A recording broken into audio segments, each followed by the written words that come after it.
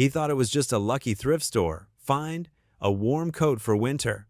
But hidden deep in the lining was something worth far more than money, and it was about to change everything. When he returned the ring, it brought him face to face with the woman he once loved, now one of the richest people in the state. Their reunion could have been a second chance at happiness, until a child's innocent whisper to a powerful man stopped the gala cold. Now, secrets long buried are clawing their way to the surface, and someone will do anything to keep them hidden. He's fighting to protect the people he loves, while the world decides if he's a hero or a fraud. But when the truth finally comes out, will it set them free or destroy them all? Before we get into the story, comment below where in the world you are watching from today. The December wind whipped off Lake Michigan, cutting through Danny Brooks's thin jacket like it was made of paper. His ears stung in the morning cold as he walked beside his granddaughter Maya down Cedar Harbor's sleepy streets. Christmas decorations hung limp and frozen on the lampposts, their tinsel barely twinkling in the weak winter light. "You sure you don't want me to grab you a warmer coat from the church donation box?" Maya asked, pulling her own second-hand parka tighter around her shoulders. Her backpack was covered in patches and pins she'd collected over the years, each one telling its own story. Danny shook his head, a small smile creasing his weathered face. "I'm fine, kiddo.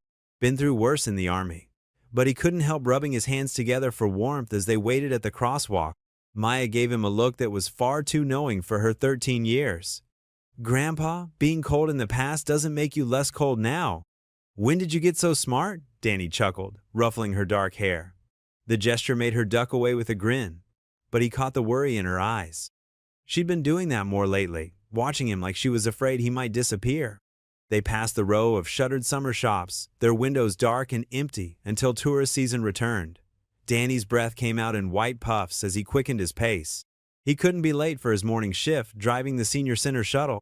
"Got your art project ready for today?" he asked, changing the subject. Maya's face lit up.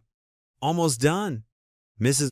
Chin says my winter scene might make it into the school showcase."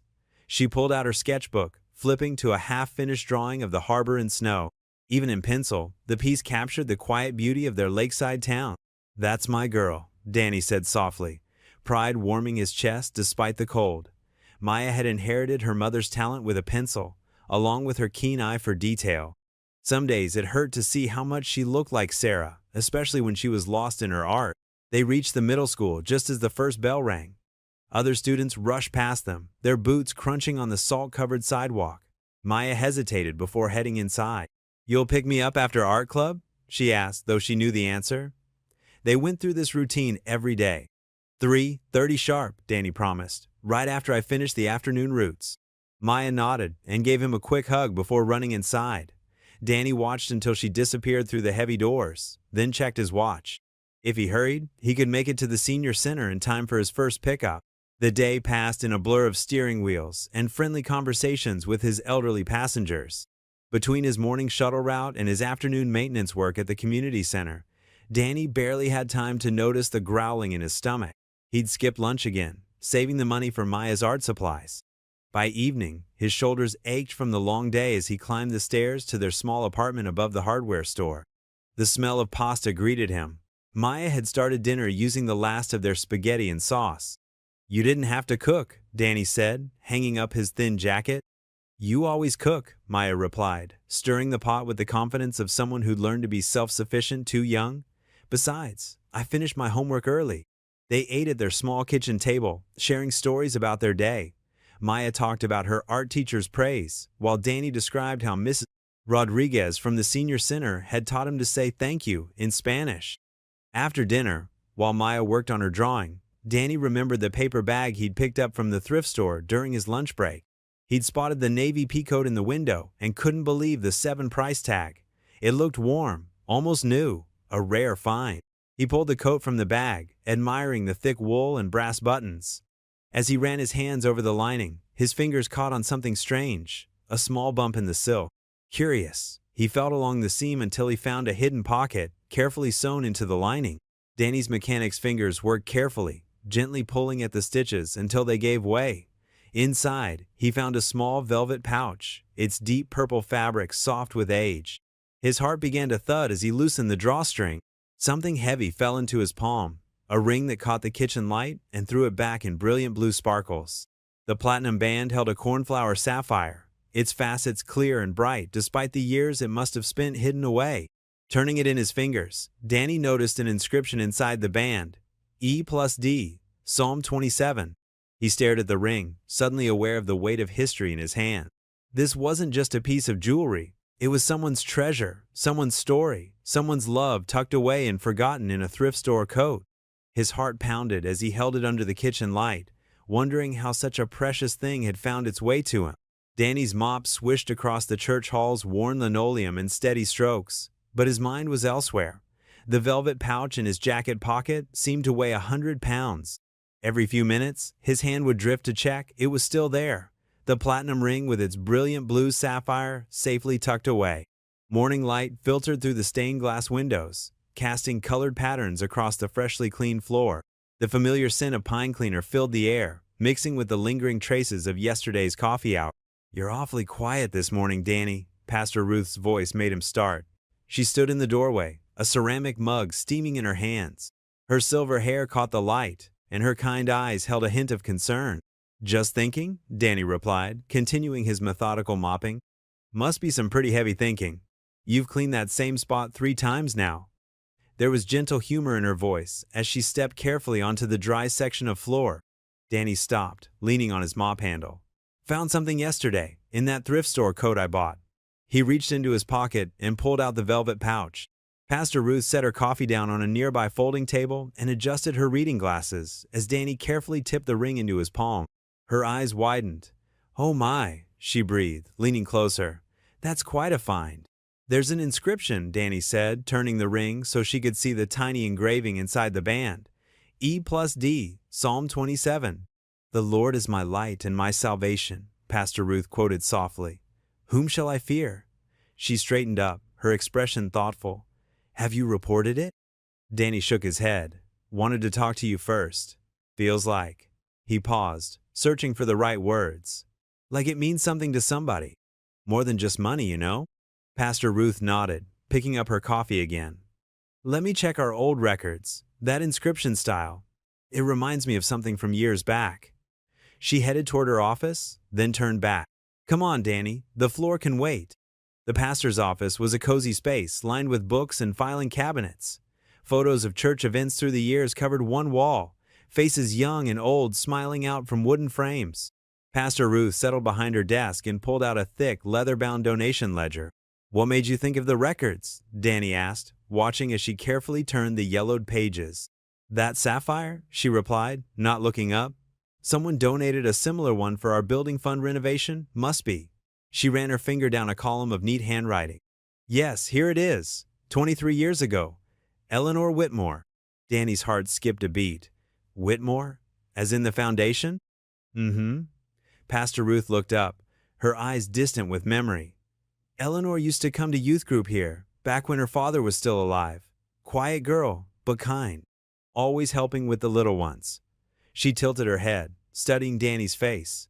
"You would have been here then too, come to think of it." A flash of memory hit Danny. A girl with honey-colored hair sitting under the maple tree in the churchyard, reading to the Sunday school kids. He pushed the thought away. "The Whitmore Foundation has their main office downtown," Pastor Ruth continued. "They do wonderful work with youth programs, housing assistance." She closed the ledger carefully. "Might be worth taking the ring there, see if there's a connection." Danny ran a hand through his gray hair, suddenly feeling nervous. The Whitmore Foundation took up half a city block, all glass and polished stone. What would they think of him, walking in off the street with a ring from a second-hand coat? "I can go with you," Pastor Ruth offered, reading his hesitation. Danny straightened his shoulders, a habit from his army days. "No, I can manage, after my shift at the shuttle." He carefully tucked the velvet pouch back into his pocket. "Better finish that floor first, though." "Danny," Pastor Ruth called as he reached the door. He turned back. "You're doing the right thing." He nodded, managing a small smile. The ring felt both lighter and heavier in his pocket as he went back to his mop, his mind now full of glass buildings and honey-colored hair from long ago.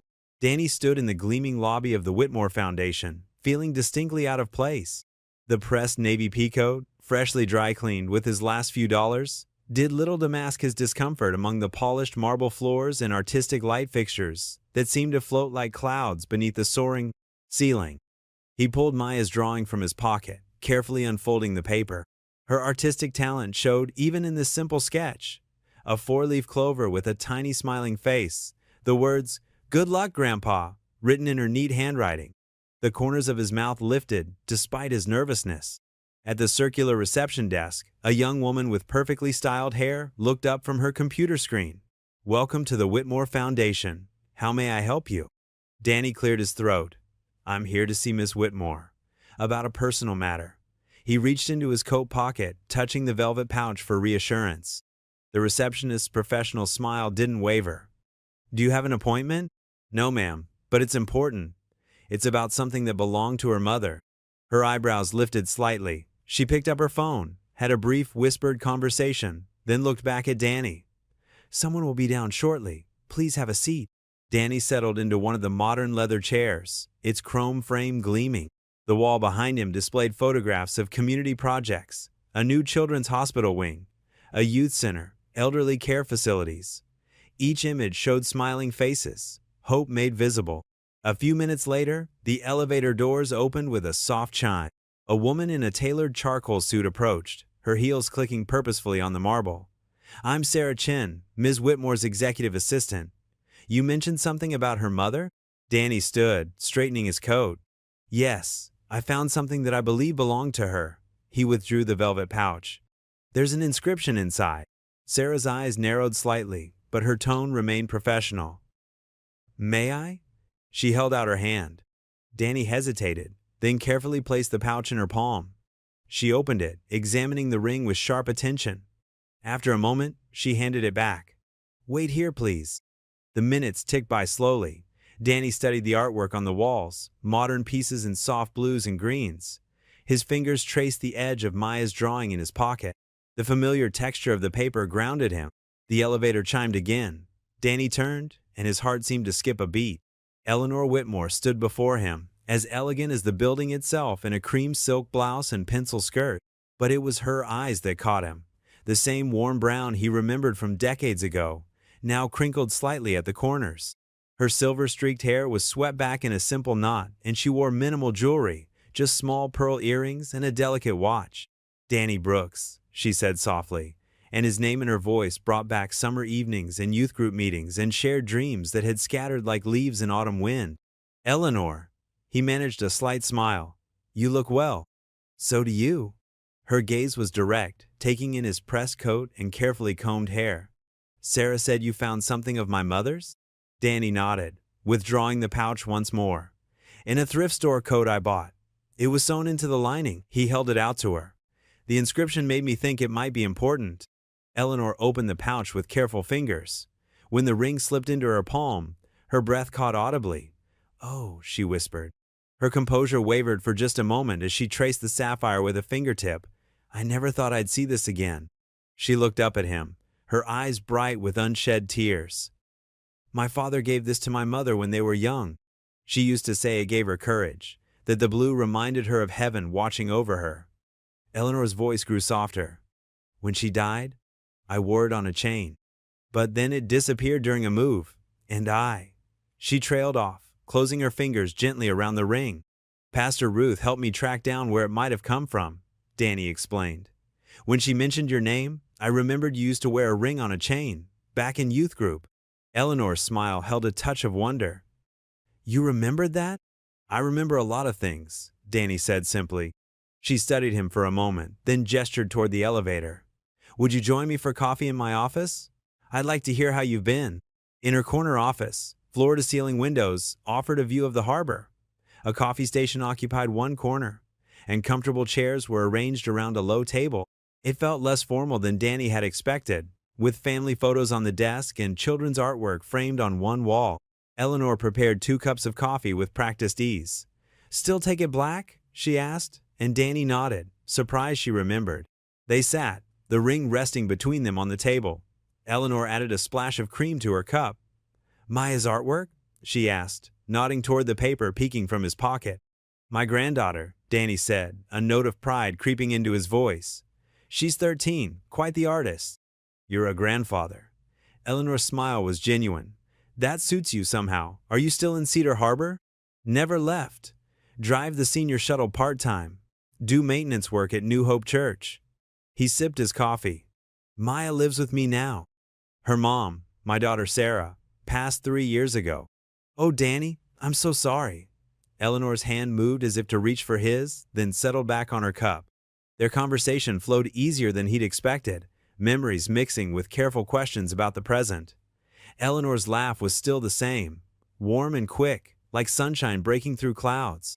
They talked about Pastor Ruth, still going strong at New Hope, and Eleanor's work with the foundation. I can't thank you enough for bringing this back, Eleanor said finally, lifting the ring. It means more than I can say. She paused, then added, let me at least reimburse you for the coat. Danny shook his head. No need, just glad it found its way home. Danny's keys scraped in the lock of their small apartment as the sun was setting, painting the hallway in warm orange light. The familiar smell of boiling pasta and jarred marinara sauce greeted him as he stepped inside. Maya stood at the stove, wooden spoon in hand, her dark hair pulled back in a messy ponytail. So? She called out, not turning around. Did you meet the billionaire lady? Danny hung his coat carefully on the hook by the door, smoothing out a wrinkle. I did, and she's not what you'd expect. Maya turned down the heat under the pot and faced him, eyes sparkling with curiosity. What do you mean? Was she wearing like a diamond tiara? Actually, Danny said, settling onto one of their mismatched kitchen chairs, she was wearing a simple blue sweater and pearl earrings, regular clothes, just expensive-looking regular clothes.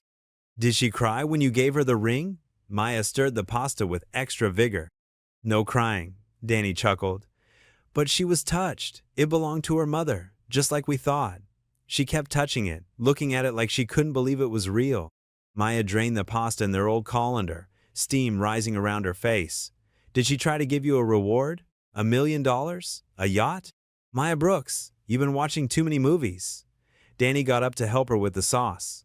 She offered, but I told her finding the rightful owner was reward enough.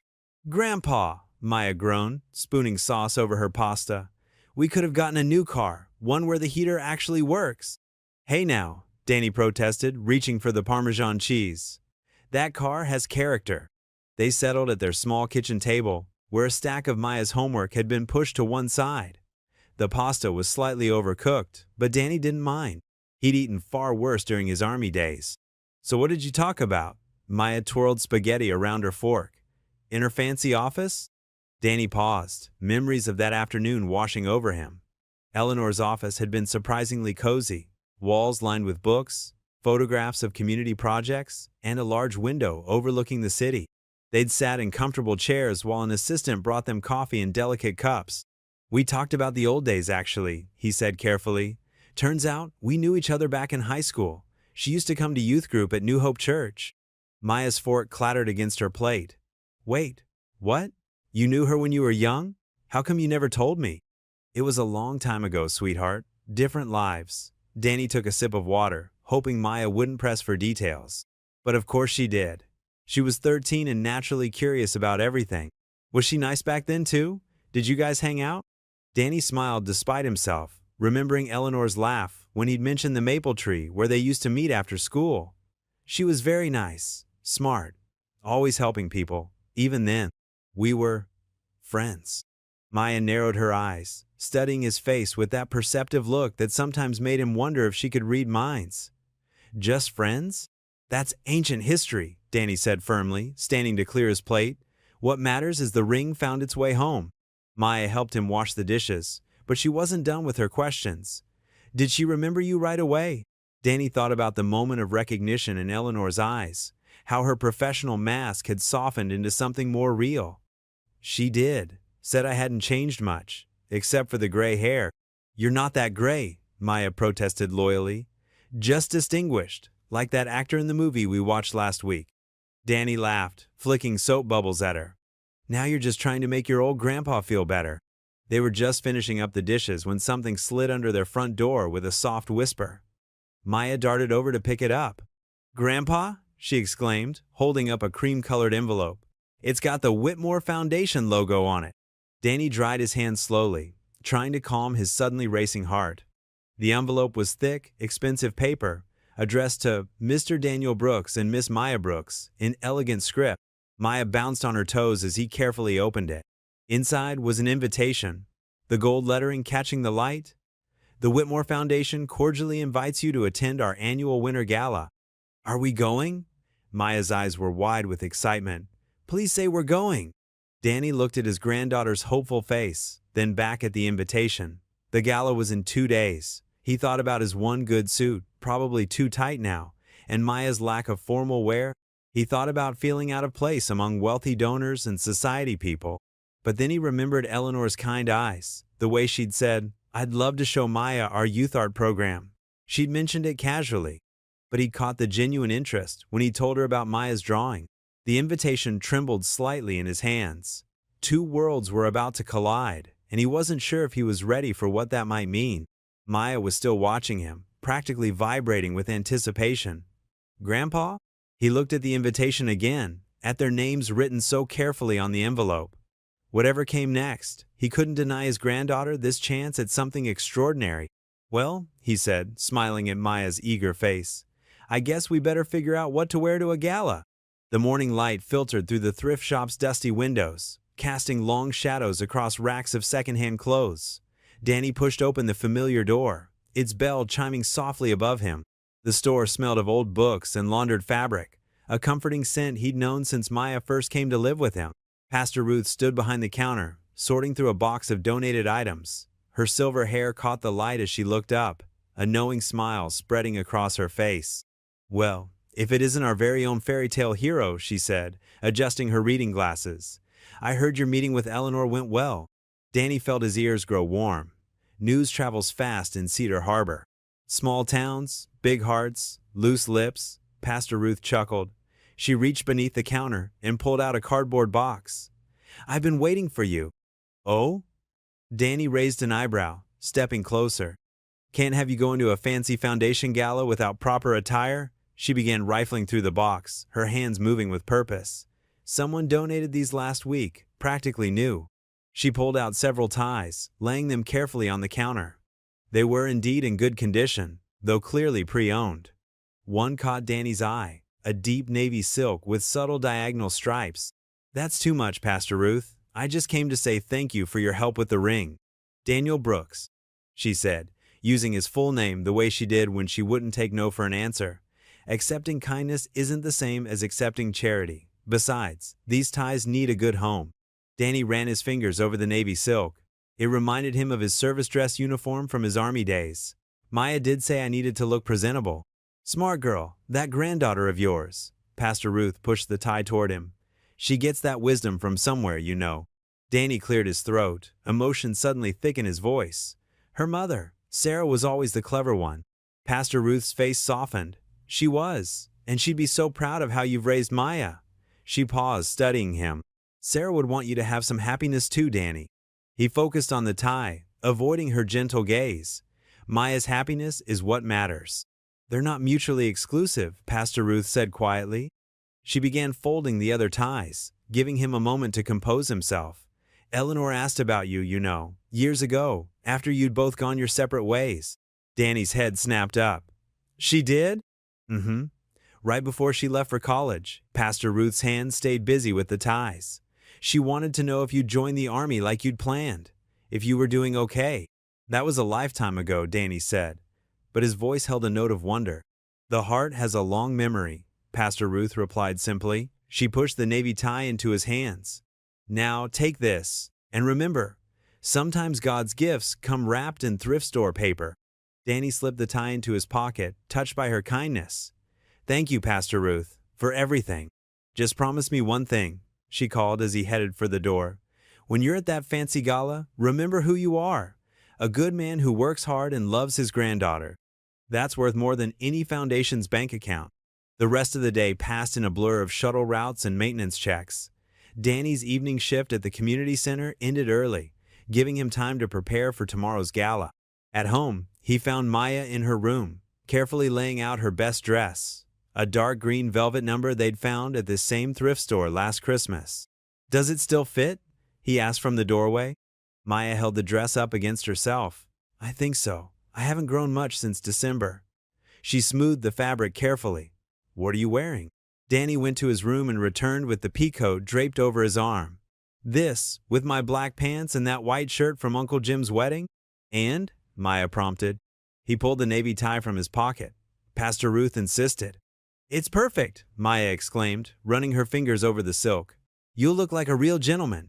As opposed to a fake one? Danny teased, but he was pleased by her approval. They spent the next hour preparing their clothes for tomorrow. Danny ironed his shirt while Maya polished her only pair of dress shoes. The peaceful domesticity of the moment settled over them both, though underneath ran a current of excitement. In his room, Danny smoothed the peacoat's sleeves, marveling at how a simple thrift store purchase had led to all this. His fingers traced the spot where the ring had been hidden, and he felt a nervous thrill run through him. Tomorrow, he would step into Eleanor's world, a world of marble floors and crystal chandeliers. But Pastor Ruth's words echoed in his mind. Remember who you are.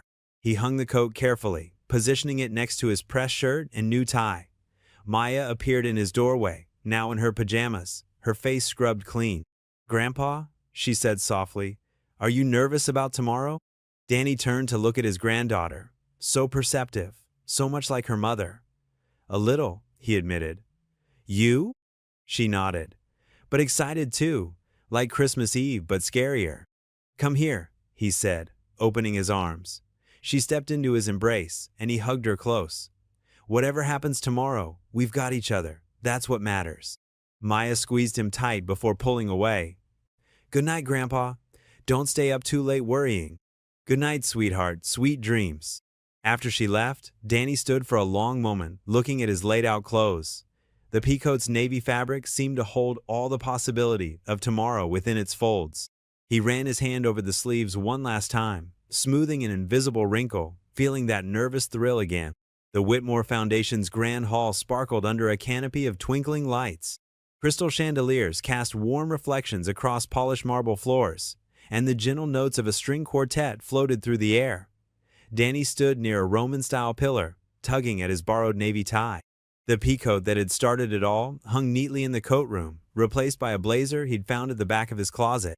Maya twirled near the dessert table, her second-hand party dress catching the light.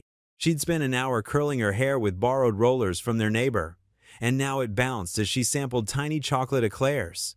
The sight of her happiness made his chest tight. Your granddaughter seems to be enjoying herself, Eleanor said, appearing beside him in an elegant blue dress. Her mother's ring gleamed on her right hand, its sapphire matching her outfit perfectly. She's in heaven. Danny chuckled. Though I should probably cut her off before the sugar rush hits. Let her be. Eleanor smiled. It's not every day a young artist gets to see her work displayed in a gallery. Danny followed her gaze to where Maya's drawings hung in the youth art section. His granddaughter had insisted on contributing 3 pieces, including a detailed sketch of the sapphire ring that had brought them here. Across the room, Rosa Martinez moved efficiently between guests with a tray of champagne flutes. Her uniform was crisp and professional, but Danny noticed how she kept her eyes down, speaking only when spoken to. Her son Tommy sat quietly in a corner near the kitchen entrance, coloring in a book Eleanor had given him. Mr. Hargreaves certainly knows how to work a room, Eleanor observed, nodding toward the center of the hall. Clayton Hargreaves stood surrounded by admirers, his $1,000 suit and camera-ready smile on full display. He gestured animatedly, drawing laughs from the small crowd of donors and board members hanging on his every word. Guy reminds me of a car salesman I knew back in Detroit, Danny muttered. Sold lemons with a smile. Eleanor's lips twitched. Clay does have a certain polish to him. The donors love it. The string quartet finished their piece, and applause rippled through the room. Maya bounded over, her cheeks flushed with excitement and sugar. Grandpa, Mrs. Whitmore, you have to try these tiny lemon tarts. She held up a small pastry.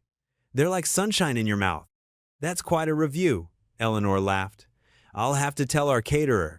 Danny noticed Tommy had left his coloring corner and was now wandering through the crowd, his small face curious as he watched the adults in their fancy clothes. Rosa appeared to have noticed too. She set down her tray and started moving toward him, but a guest stopped her with a request. The Foundation's youth programs are really something special, Danny said, watching Maya chat animatedly with a young violinist from the quartet. Maya hasn't stopped talking about the art classes since you mentioned them. We try to create opportunities, Eleanor replied, though sometimes I wonder if we're doing enough. She paused, watching Clayton work the room. Some of our board members are more interested in photo ops than actual change. Tommy continued his quiet exploration of the party, weaving between elegant gowns and pressed suits. He stopped near Clayton's group, his wide eyes taking in the man's animated gestures and booming laugh. Danny saw Rosa finally break free from the guest who detained her. She started moving quickly but carefully through the crowd, trying not to draw attention. But Tommy had already reached up and tugged on Clayton's sleeve. The conversation in the group paused. Clayton looked down, his practiced smile firmly in place. "Well, hello there, young man. Are you lost?" The room seemed quiet, or maybe it was just Danny's perception as he watched the scene unfold. Tommy's clear, innocent voice carried in the sudden lull between musical numbers. "Mommy says you're my daddy." The silence that followed felt like a physical thing. Clayton's smile froze, then flickered. Several guests stepped back, creating a small space around the man and child. Champagne glasses paused halfway to lips. The string quartet's next piece faltered before it began. Rosa reached them then, her face drained of color. Her hands trembled as she gripped Tommy's shoulders. "I'm so sorry, Mr. Hargreaves, he's just confused. Children say such silly things." Two security guards materialized seemingly from nowhere, their faces professionally blank. "Ma'am, why don't we step into the office? We can sort out this misunderstanding." Danny took a step forward, but Eleanor's hand touched his arm, holding him back. Her face had gone carefully neutral, but he could feel the tension in her light grip. Rosa clutched Tommy to her side as the guards escorted them away from the main hall. The boy looked confused, his small voice carrying back. "But Mommy, you said—" The heavy doors closed behind them, cutting off his words. Clayton recovered quickly, letting out a practiced laugh that seemed to break the spell over the room. "Well, children and their imaginations, am I right?" He raised his champagne glass. "Now, as I was saying about our latest development project," the crowd slowly began to return to their conversations, though Danny noticed several people whispering behind their hands, throwing glances toward the doors where Rosa and Tommy had disappeared. The string quartet finally began their next piece, the music slightly too loud, as if trying to cover the lingering discomfort in the air. Maya appeared at Danny's side, clutching his hand. She'd seen enough in her young life to recognize when something was wrong. "Grandpa, is Tommy okay?" Danny squeezed her hand, feeling Eleanor's grip tighten slightly on his other arm. "I hope so, sweetheart," he said quietly. "I hope so." Danny's kitchen was quiet, except for the soft hum of the old radio and the gentle clink of his coffee mug against the worn formica table. Morning sunlight streamed through the window, catching dust motes in its golden beams. He'd gotten up early, unable to sleep after the events of last night's gala. The radio's morning news buzzed in the background while he stirred a second spoonful of sugar into his coffee. Maya was still asleep, exhausted from the late night and sugar crash that had followed. And in local news, the radio announcer's voice suddenly cut through his thoughts. Controversy erupted at last night's Whitmore Foundation gala when Danny's hand froze mid-stir. The story that followed made his stomach drop. According to the Cedar Harbor Daily, a former custodian who recently claimed to have found a valuable family heirloom caused further drama when he reached for his phone, fingers trembling slightly as he pulled up the local news website. There it was, splashed across the screen in bold letters. "Custodian crasher claims heirloom, causes paternity scene." The coffee turned bitter in his mouth as he read further. The article twisted everything, painted him as an opportunist who'd somehow engineered both the ring's discovery and the incident with Rosa's son. They'd even dug up his employment history, noting his 2 jobs and modest apartment as if they were evidence of desperation rather than honest work. A soft knock at the door made him jump. Maya appeared in the hallway, rubbing sleep from her eyes. "Grandpa? Someone's here." Danny opened the door to find Eleanor standing there, her usual polished appearance replaced by simple jeans and a sweater. Her face was tight with concern, and behind her stood Rosa, wrapped in a plain coat, eyes red-rimmed from crying. "May we come in?" Eleanor asked quietly. Danny stepped back, gesturing them inside. Maya, sensing the tension, disappeared back to her room without being asked. "I'm so sorry about this, Danny," Eleanor said as they settled around the kitchen table. She pulled out her tablet, showing him not just the local article, but several others that had picked up the story. "Clayton's PR team works fast. They're trying to get ahead of the story by discrediting you both." Rosa sat with her hands clasped tightly in her lap, her shoulders hunched as if trying to make herself smaller. "It's my fault," she whispered. "I should never have let Tommy near him." "None of this is your fault," Eleanor said firmly, reaching over to cover Rosa's trembling hands with her own. "Danny, there's something you need to know." Rosa lifted her eyes to meet Danny's. 3 years ago, I worked as a housekeeper at the Harbor View Hotel. Clayton Hargreaves stayed there often for business. Her voice grew softer. He was charming at first. Said he noticed how hard I worked. Offered me extra shifts, better pay. Danny's jaw tightened as he began to understand where this was going. "When I found out I was pregnant," Rosa continued, "he had his lawyers bring papers. An NDA, non-disclosure agreement. They said if I signed it and kept quiet, they would make sure Tommy and I were taken care of. But the money they promised," she shook her head, "it was never enough to live on. Just enough to keep us quiet." Eleanor's expression had hardened. Clayton has a pattern of this behavior. His lawyers are very good at making problems disappear. But this time, she pulled out another document from her bag. "This is a copy of the NDA Rosa signed. My legal team has been reviewing it, and we think we've found some irregularities that might void it." Danny looked between the two women, anger building in his chest. Not for himself, but for Rosa and her little boy. For all the others who might have signed similar papers out of fear and desperation. "The article," he said slowly, "making me look like some kind of con man, that's to discredit me in case I try to speak up for Rosa?" Eleanor nodded grimly. "Clayton knows I've taken an interest in you. He's trying to isolate anyone who might support Rosa if she decides to come forward.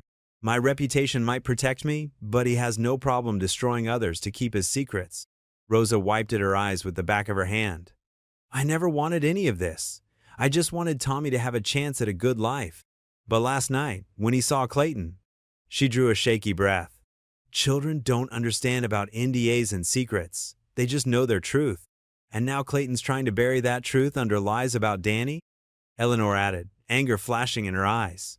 "He's used this playbook before. Discredit, distract, make the victim look like the villain. But this time, he's made a mistake." Danny reached across the table to squeeze Rosa's hand. "You're not alone anymore," he said quietly. "Whatever you decide to do, you have people on your side now." "That's why I brought her here," Eleanor said. "Danny, you're one of the most honest people I know. Your reputation in this community, the way you've raised Maya, people trust you. Clayton can try to paint you as an opportunist, but anyone who knows you will see through that." Rosa straightened slightly in her chair, some of the fear leaving her eyes as she looked between Danny and Eleanor. For the first time since she'd entered the apartment, a glimmer of hope showed on her face. The evening shadows stretched long across Pastor Ruth's cozy living room as she ushered Danny, Eleanor, and Rosa through the side door of the parsonage. The old Victorian house creaked softly under their feet as they made their way to the kitchen, where a pot of chamomile tea waited on the sturdy oak table. Rosa's hands trembled as she accepted a steaming mug, her eyes darting occasionally to the curtained windows. Tommy was asleep in the next room, curled up on the pastor's plaid couch with his favorite toy truck clutched to his chest. "You're safe here," Pastor Ruth assured her, settling into her usual chair at the head of the table. The warm yellow light from the overhead lamp cast a gentle glow on her silver hair. "No reporters, no cameras, just friends." Eleanor sat straight-backed in her chair, but her usual polished demeanor had softened. She'd changed from her business attire into a simple sweater and slacks. "Rosa, please tell Danny what you told me earlier. He needs to understand what we're up against." Rosa's fingers tightened around the warm mug. "I worked at Clayton's hotel 3 years ago," she began, her voice barely above a whisper. He would come to inspect the properties late at night, always alone." She swallowed hard. "When I found out I was pregnant, he made me sign papers. Said if I ever told anyone, he would make sure I was deported." Danny's jaw clenched. The man he'd seen at the gala, with his expensive suit and practiced smile, had seemed so untouchable. Now that carefully crafted image was cracking, revealing something ugly underneath. "The NDA she signed is full of holes," Eleanor added, pulling out a folder. "My legal team reviewed it this afternoon, but Clayton has connections in immigration enforcement.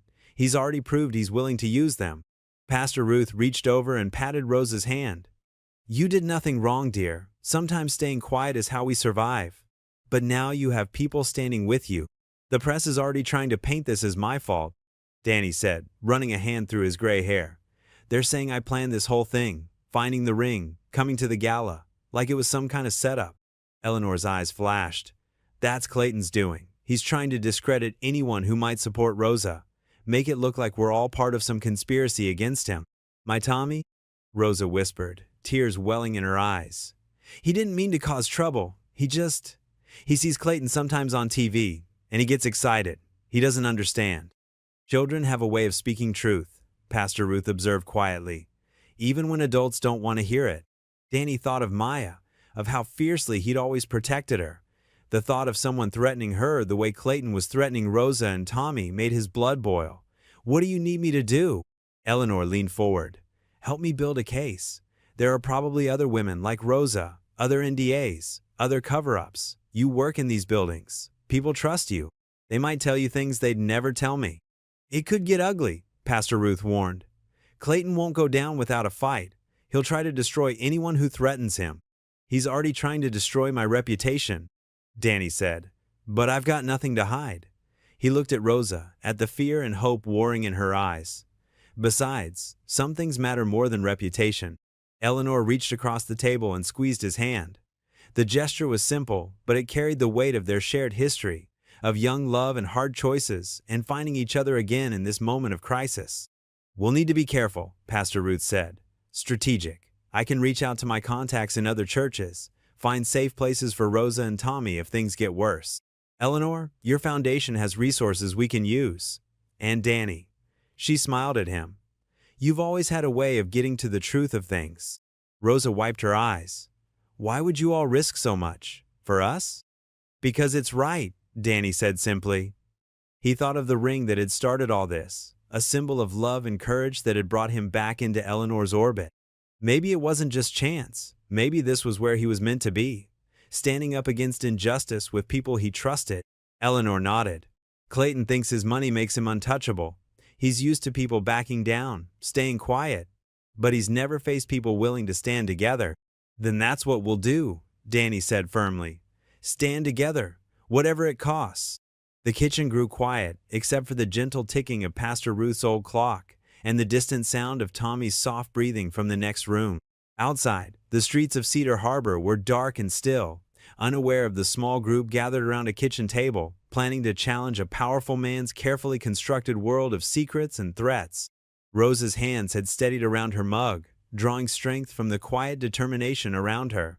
Pastor Ruth smiled her gentle, knowing smile, and Eleanor looked at Danny with the same warmth he remembered from their youth, tempered now by years of experience and the weight of the fight ahead. They had found their purpose, their reason to stand firm against the coming storm. It wasn't just about clearing Danny's name anymore. It was about protecting a mother and her child, about exposing long-buried truths, about proving that sometimes ordinary people could stand up to power and win. Danny looked around the table at these three women, the pastor with her quiet strength, the billionaire with her resources and resolve, and the young mother with her fierce love for her son. Whatever Clayton threw at them, they would face it together. The morning sun filtered through the tall windows of Eleanor's office, casting warm squares of light across the polished floor. Danny sat in one of the leather chairs facing her desk, his work-roughened hands resting on his knees. The peacoat, the one that had started it, all hung neatly on the coat rack by the door. Eleanor pulled a folder from her desk drawer and placed it between them. Her movements were precise, but there was a warmth in her eyes that hadn't been there during their first meeting. Danny, I need someone I can trust to oversee the facilities at the new mentorship center. He shifted in his chair, already forming a polite refusal.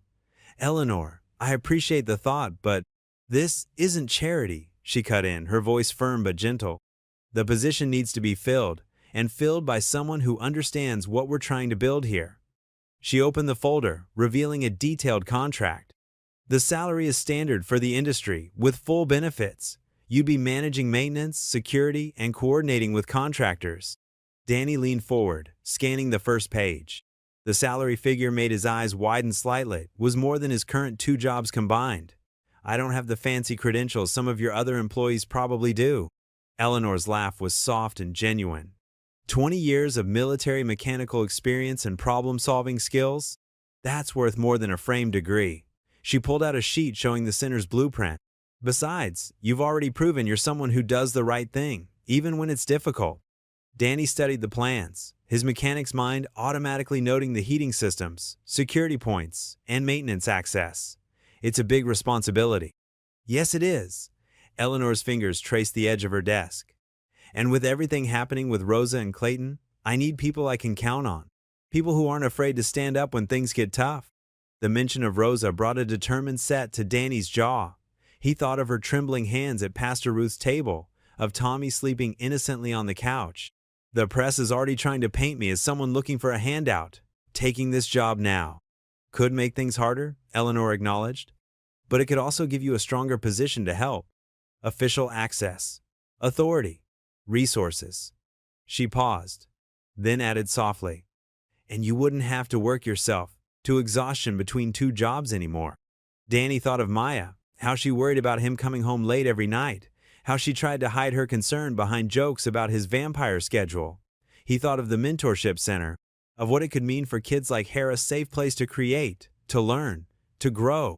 The contract is for 1 year initially, Eleanor continued, sliding a pen across the desk, with option for renewal based on performance.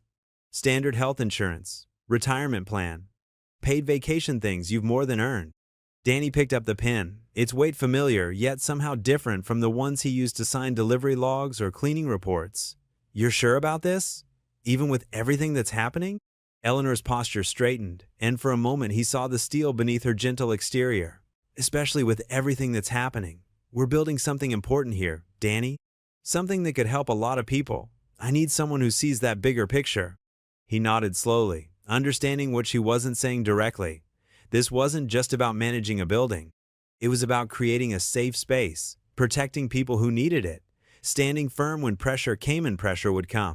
The contract sat between them, crisp and official. Danny read through it carefully, asking questions about specific responsibilities, schedules, and expectations. Eleanor answered each one patiently, sometimes pulling out additional documents for clarification. Finally, Danny uncapped the pen. His signature would change things for him, for Maya, for the community they were trying to build. It was a weight, yes, but maybe also a shield, a way to fight back against the likes of Clayton Hargreaves with something more than just determination. He signed his name on the dotted line, the ink flowing smooth and dark.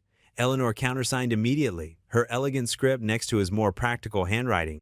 She held out her hand, and they shook on it, the gesture carrying more meaning than just a business agreement. "Welcome aboard, Mr. Brooks," she said with a small smile, using his formal name for perhaps the first and last time. "Shall we go see your new workplace?" A network of whispers. The evening shadows lengthened across the church's fellowship hall as Pastor Ruth sat at her desk, her old rotary phone pressed to her ear. The worn leather address book lay open before her, its pages dog-eared and filled with neat handwriting.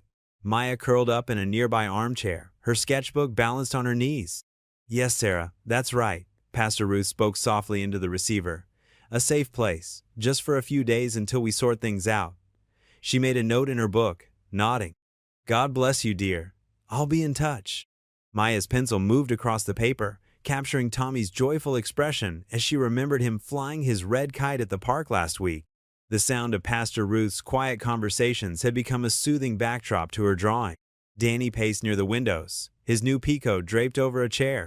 The weight of responsibility pressed on his shoulders, but he couldn't help feeling grateful for the small army of helpers Pastor Ruth was quietly assembling. "Brother James?" Pastor Ruth's voice brightened. "How's that empty apartment above your shop coming along?" She listened intently, making another note. "Perfect timing, isn't it? The Lord works in mysterious ways." Rosa sat nearby, Tommy sleeping in her lap. Her fingers gently stroked his dark hair, her eyes distant with worry. But each time Pastor Ruth confirmed another safe house or helper, some of the tension eased from her shoulders.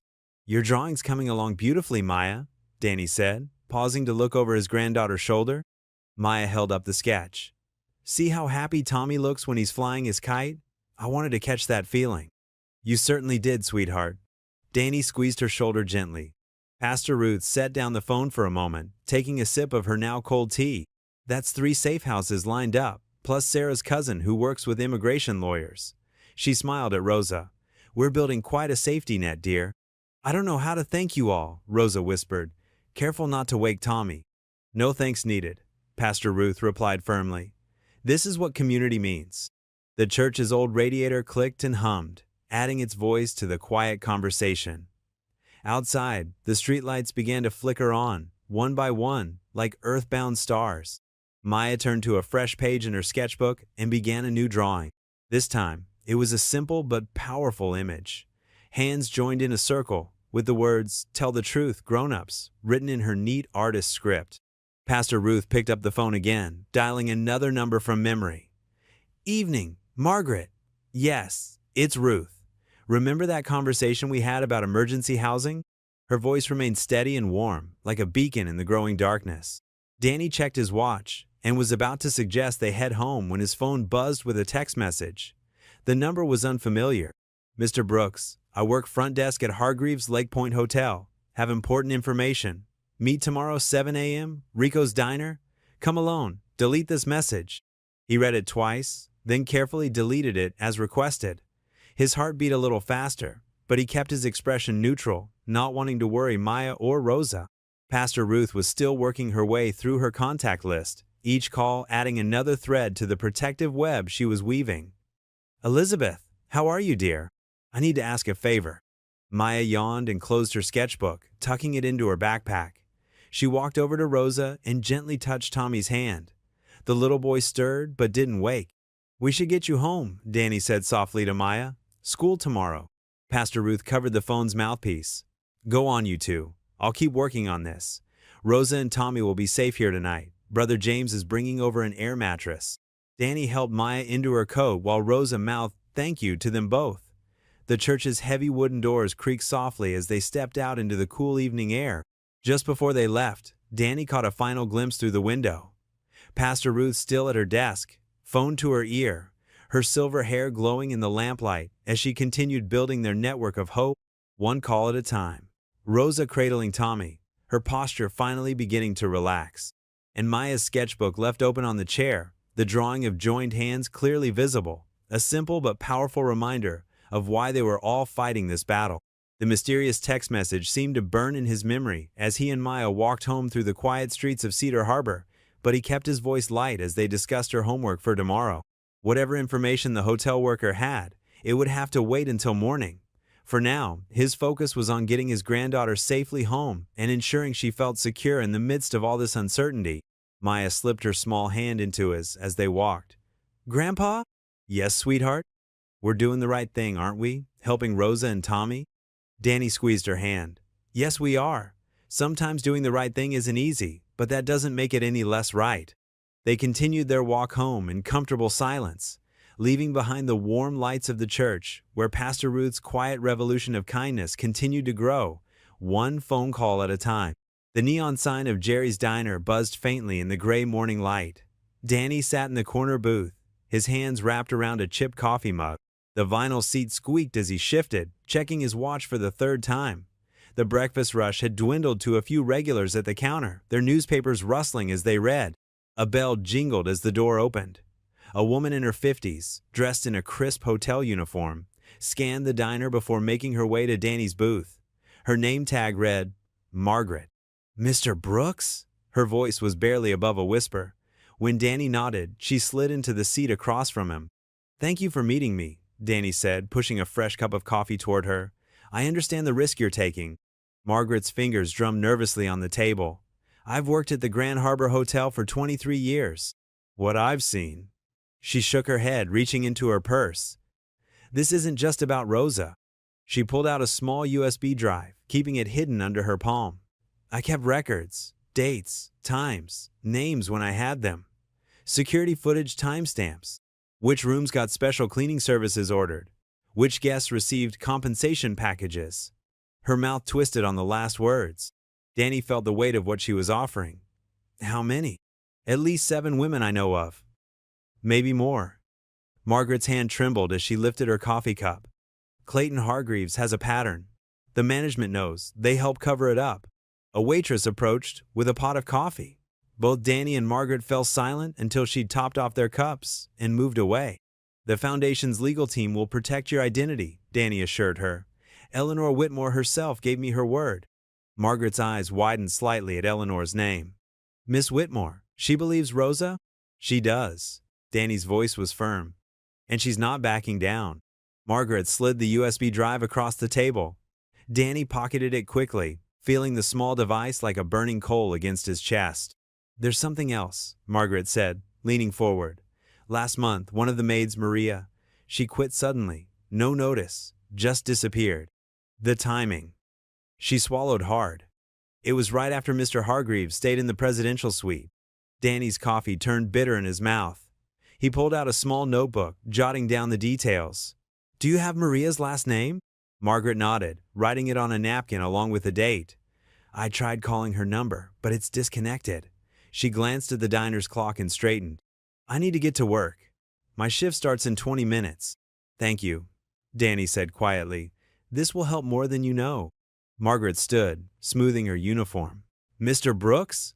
Tell Miss Whitmore. Tell her some of us still believe in doing what's right." After she left, Danny sat for a while, watching steam rise from his coffee. His veteran's instincts, honed by years of reading situations and people, told him Margaret's information was solid. But it was also dynamite, the kind that could blow up in all their faces if they weren't careful. He drove straight to the Whitmore Foundation, the USB drive secure in his inner coat pocket. The lobby was quiet, most of the staff gone for lunch. Eleanor met him at the elevator, concern etched on her face. "How did it go?" she asked as they walked to her office. "Better than we hoped, worse than we feared." Danny handed her the drive. "Your legal team needs to see this right away." Eleanor's office was a warm space despite its modern design, with photographs of community projects lining the walls. She called her head lawyer, James Chin, who arrived within minutes, tablet in hand. 2 more lawyers joined them, along with Eleanor's most trusted IT security expert. They gathered around the conference table as James plugged in the USB drive. The hotel logs appeared on the large screen. Dates, room numbers, special requests. Margaret's careful notes filled in the gaps, painting a picture that made Danny's stomach turn.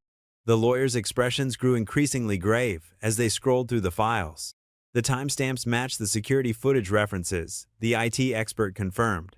"These haven't been altered." James Chin removed his glasses, rubbing the bridge of his nose. "This establishes a clear pattern of behavior, and the hotel management's involvement in the cover-ups." He shook his head. "This goes beyond just Mr. Hargreaves. Some of these women might be willing to come forward," one of the other lawyers suggested, "especially if they know they're not alone." Eleanor stood by the window, her reflection ghosted against the city skyline. "Find Maria," she said firmly, "and reach out to the others, carefully, respectfully. Let them know they have support if they choose to speak up." The legal team began sorting through the documents, making notes, building their case piece by careful piece. Danny watched their grave faces as they worked, knowing that Margaret's brave choice had just changed everything. "Thank you," Eleanor said softly, touching Danny's arm, "for being someone people trust with the truth." Danny thought of Maya's simple, powerful words in her sketch. "Tell the truth, grown-ups." Sometimes courage looked like a hotel concierge with a USB drive. Sometimes it looked like a billionaire willing to risk everything to protect the vulnerable. And sometimes it looked like his granddaughter, reminding them all what really mattered. The lawyers continued their review as the afternoon sun cast long shadows across Eleanor's office floor. Their faces remained grave as they uncovered more details, more patterns, more lives affected by power and silence. The mentorship center hummed with life on Saturday evening. Strings of warm lights crisscrossed the ceiling, casting a gentle glow over folding tables draped in checkered cloths. The aroma of competing chili recipes filled the air, mixing with the sound of laughter and choir practice drifting from the stage area. Maya stood in front of her artwork display, fidgeting with the edge of her blue dress. Her paintings and sketches lined the wall in neat rows, each one carefully framed by Danny the night before. The centerpiece was her largest work yet, a watercolor of Cedar Harbor's lighthouse at sunset, with small boats dotting the harbor like scattered dreams. "Your grandfather told me you were talented," Eleanor said, appearing beside Maya. She wore a simple sweater and slacks instead of her usual business attire. "But these are extraordinary." Maya's cheeks flushed pink. "Thank you, Miss Whitmore." "Eleanor," she corrected gently, "artists should be on a first-name basis, don't you think?" Danny approached carrying 3 bowls of chili, managing to balance them expertly. "The Jensen family recipe is definitely in the lead," he reported, handing them out, "though Mrs. Rodriguez's spicy version might give it a run for its money." The community center buzzed with activity around them. Pastor Ruth led the choir through their warm-ups, their voices blending in sweet harmony. Children darted between tables, their parents calling after them with fond exasperation. At one table, Rosa helped Tommy carefully color a picture, their heads bent together in concentration. "The turnout is amazing," Danny said, watching the room fill with more neighbors. Some he recognized from his shuttle route, others from the church. They all moved through the space with easy familiarity, stopping to admire artwork and sample different chili bowls. The choir began their first song, a hopeful melody about better days ahead. Eleanor's hand found Danny's arm, squeezing gently. "Dance with me?" Danny hesitated, but Maya gave him a playful push. "Go on, Grandpa. Show us your moves." Other couples were already making their way to the small dance floor. Danny offered Eleanor his hand, leading her to join them. The choir's voices soared, filling the room with warmth. "I haven't danced in years," Danny admitted quietly as they started to sway. Eleanor's eyes crinkled with amusement. "Like riding a bike, I suspect." She moved closer, her hand steady in his. "Do you remember the spring formal, senior year? You wore a yellow dress," Danny said without hesitation. "We danced to that Elvis song." "Can't help falling in love," Eleanor finished. Her voice grew soft with memory. "My father was so angry when I came home late." They turned slowly, finding their rhythm together. Around them, the community night continued in full swing. Maya had joined Tommy at his coloring table, showing him how to blend colors. Pastor Ruth walked between the chili stations with her judging clipboard, making appreciative noises. "Look at what you've built here," Danny said, nodding toward the bustling room. "All these people coming together, it matters." Eleanor's eyes grew bright. "We built it, all of us." She looked up at him. "I forgot what this felt like, being part of something real."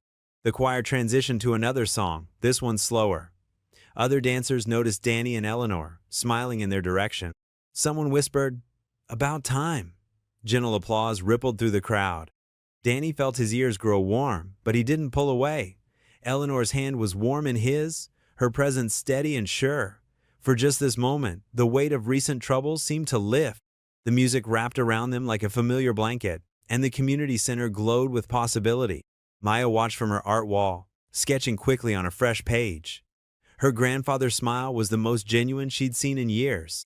Around them, their community moved in its own gentle dance of connection, sharing food, stories, and simple kindness.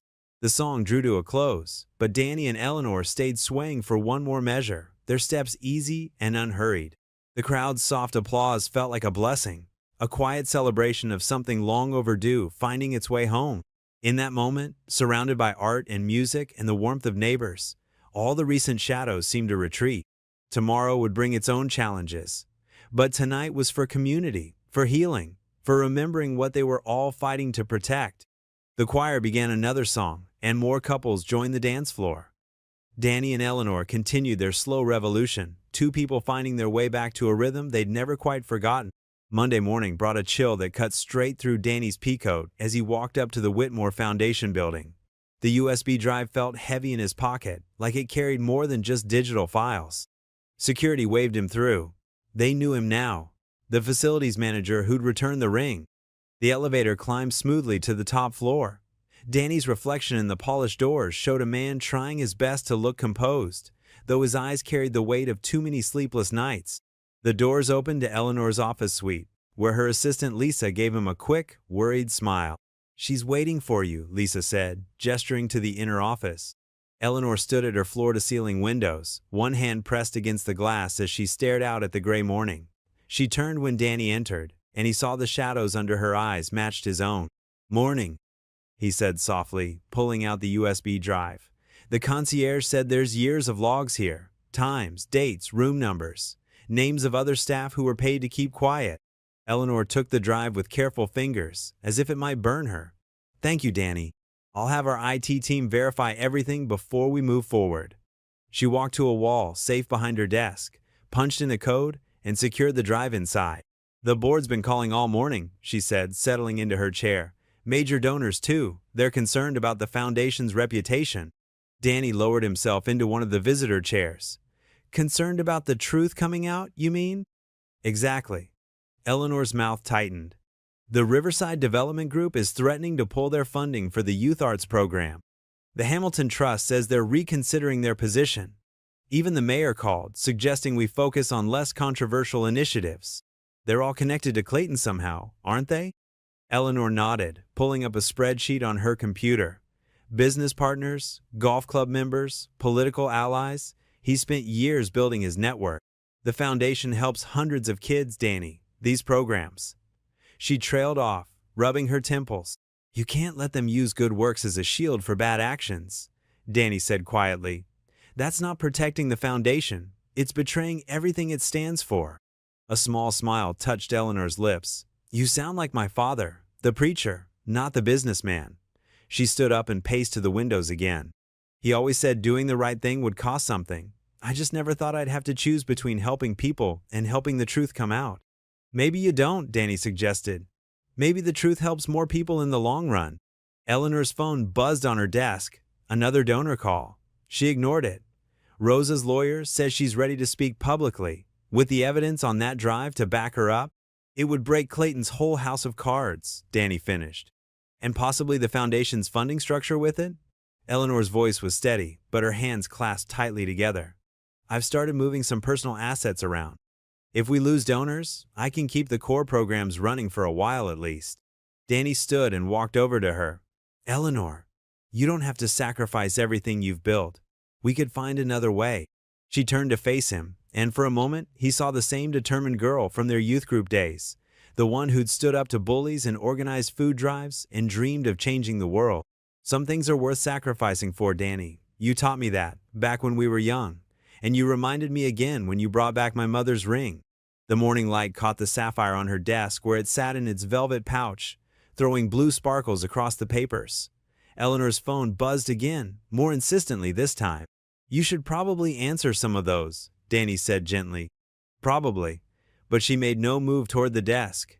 Danny, whatever happens next, thank you for bringing the ring back, for helping Rosa, for reminding me what courage looks like.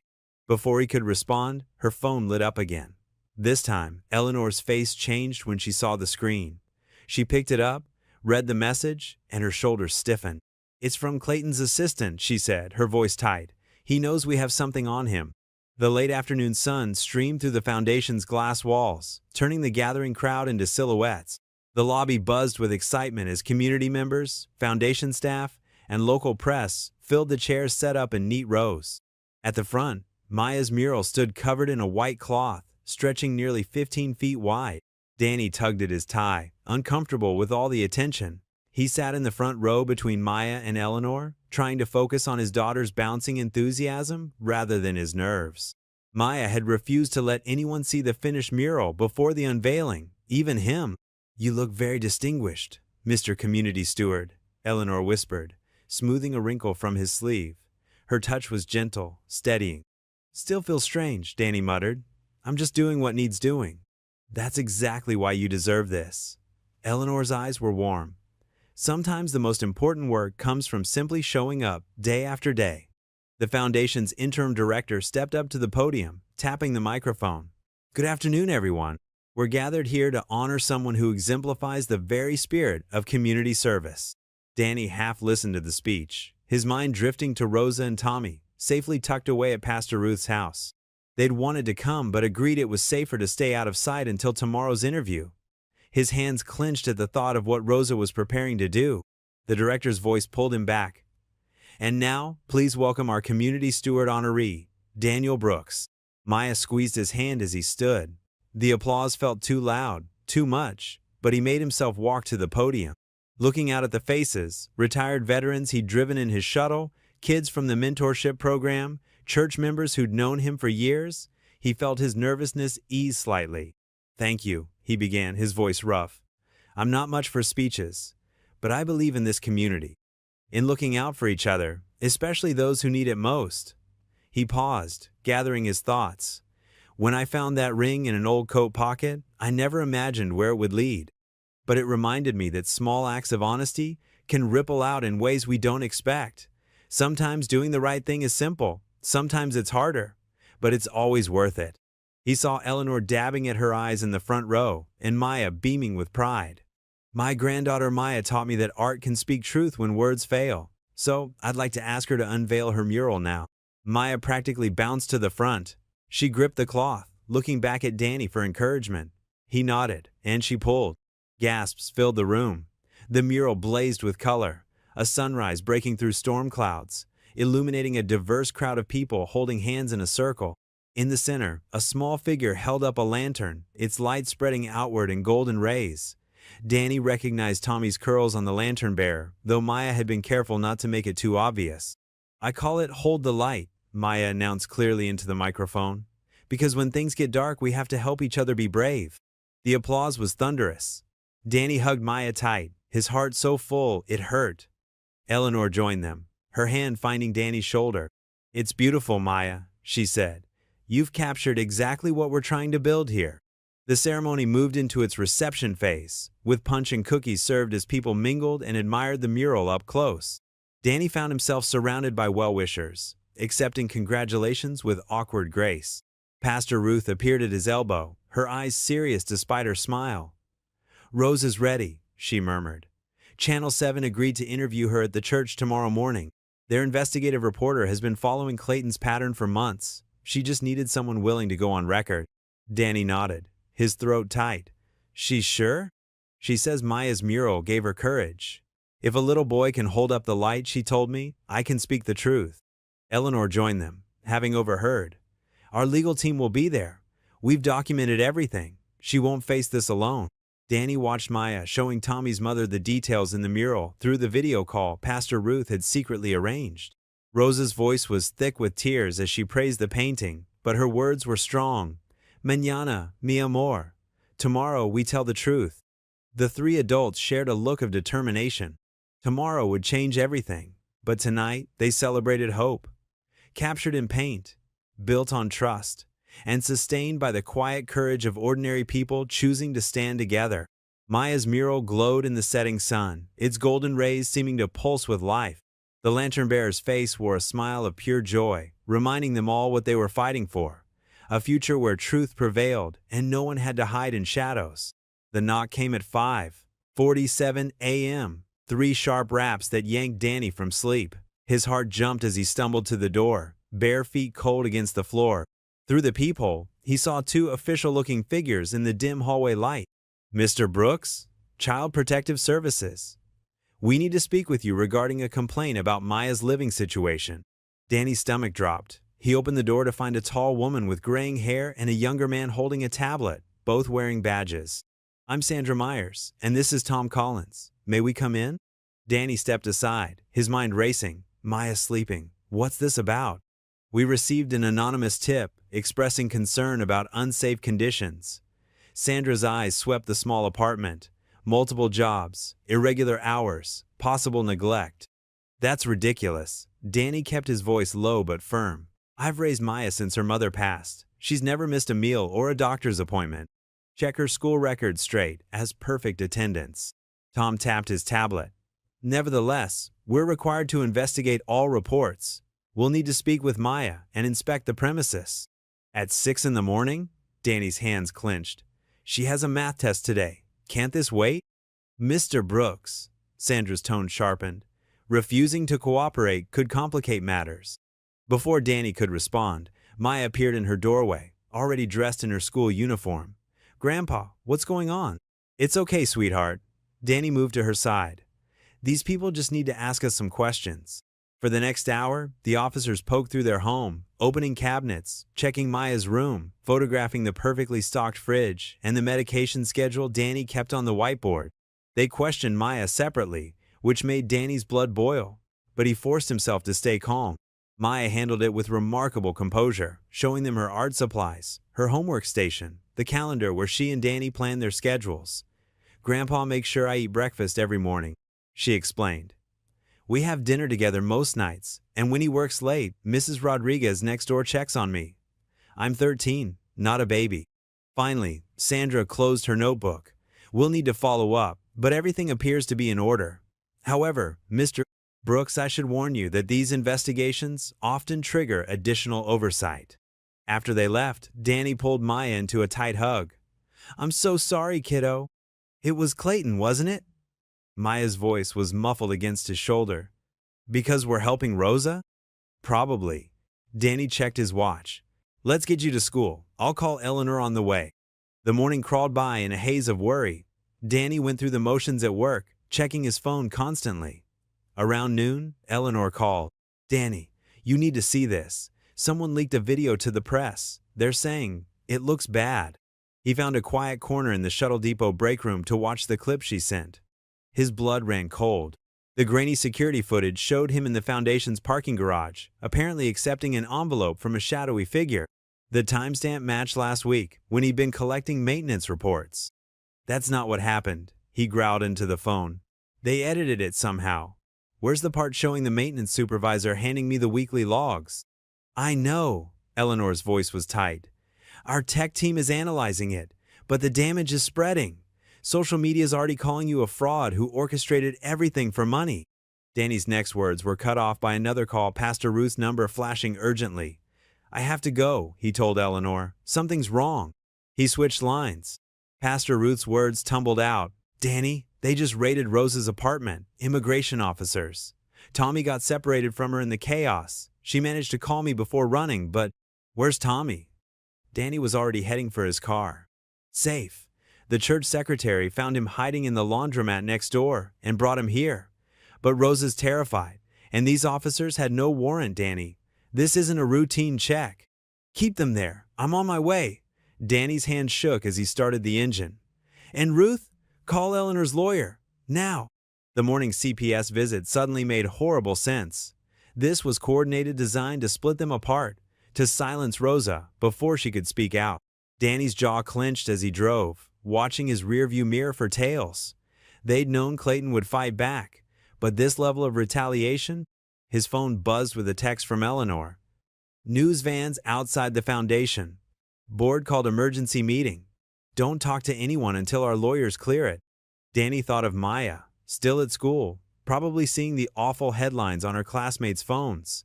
Of Rosa, running scared through the city. Of Tommy, separated from his mother for the first time in his life. The truth was supposed to protect them. Instead, it had painted targets on all their backs. When Danny pulled into the church parking lot, he saw Pastor Ruth waiting by the side door. Her face was grave as she ushered him inside. In her office, Tommy sat curled in an oversized armchair, clutching his stuffed dinosaur, eyes red from crying.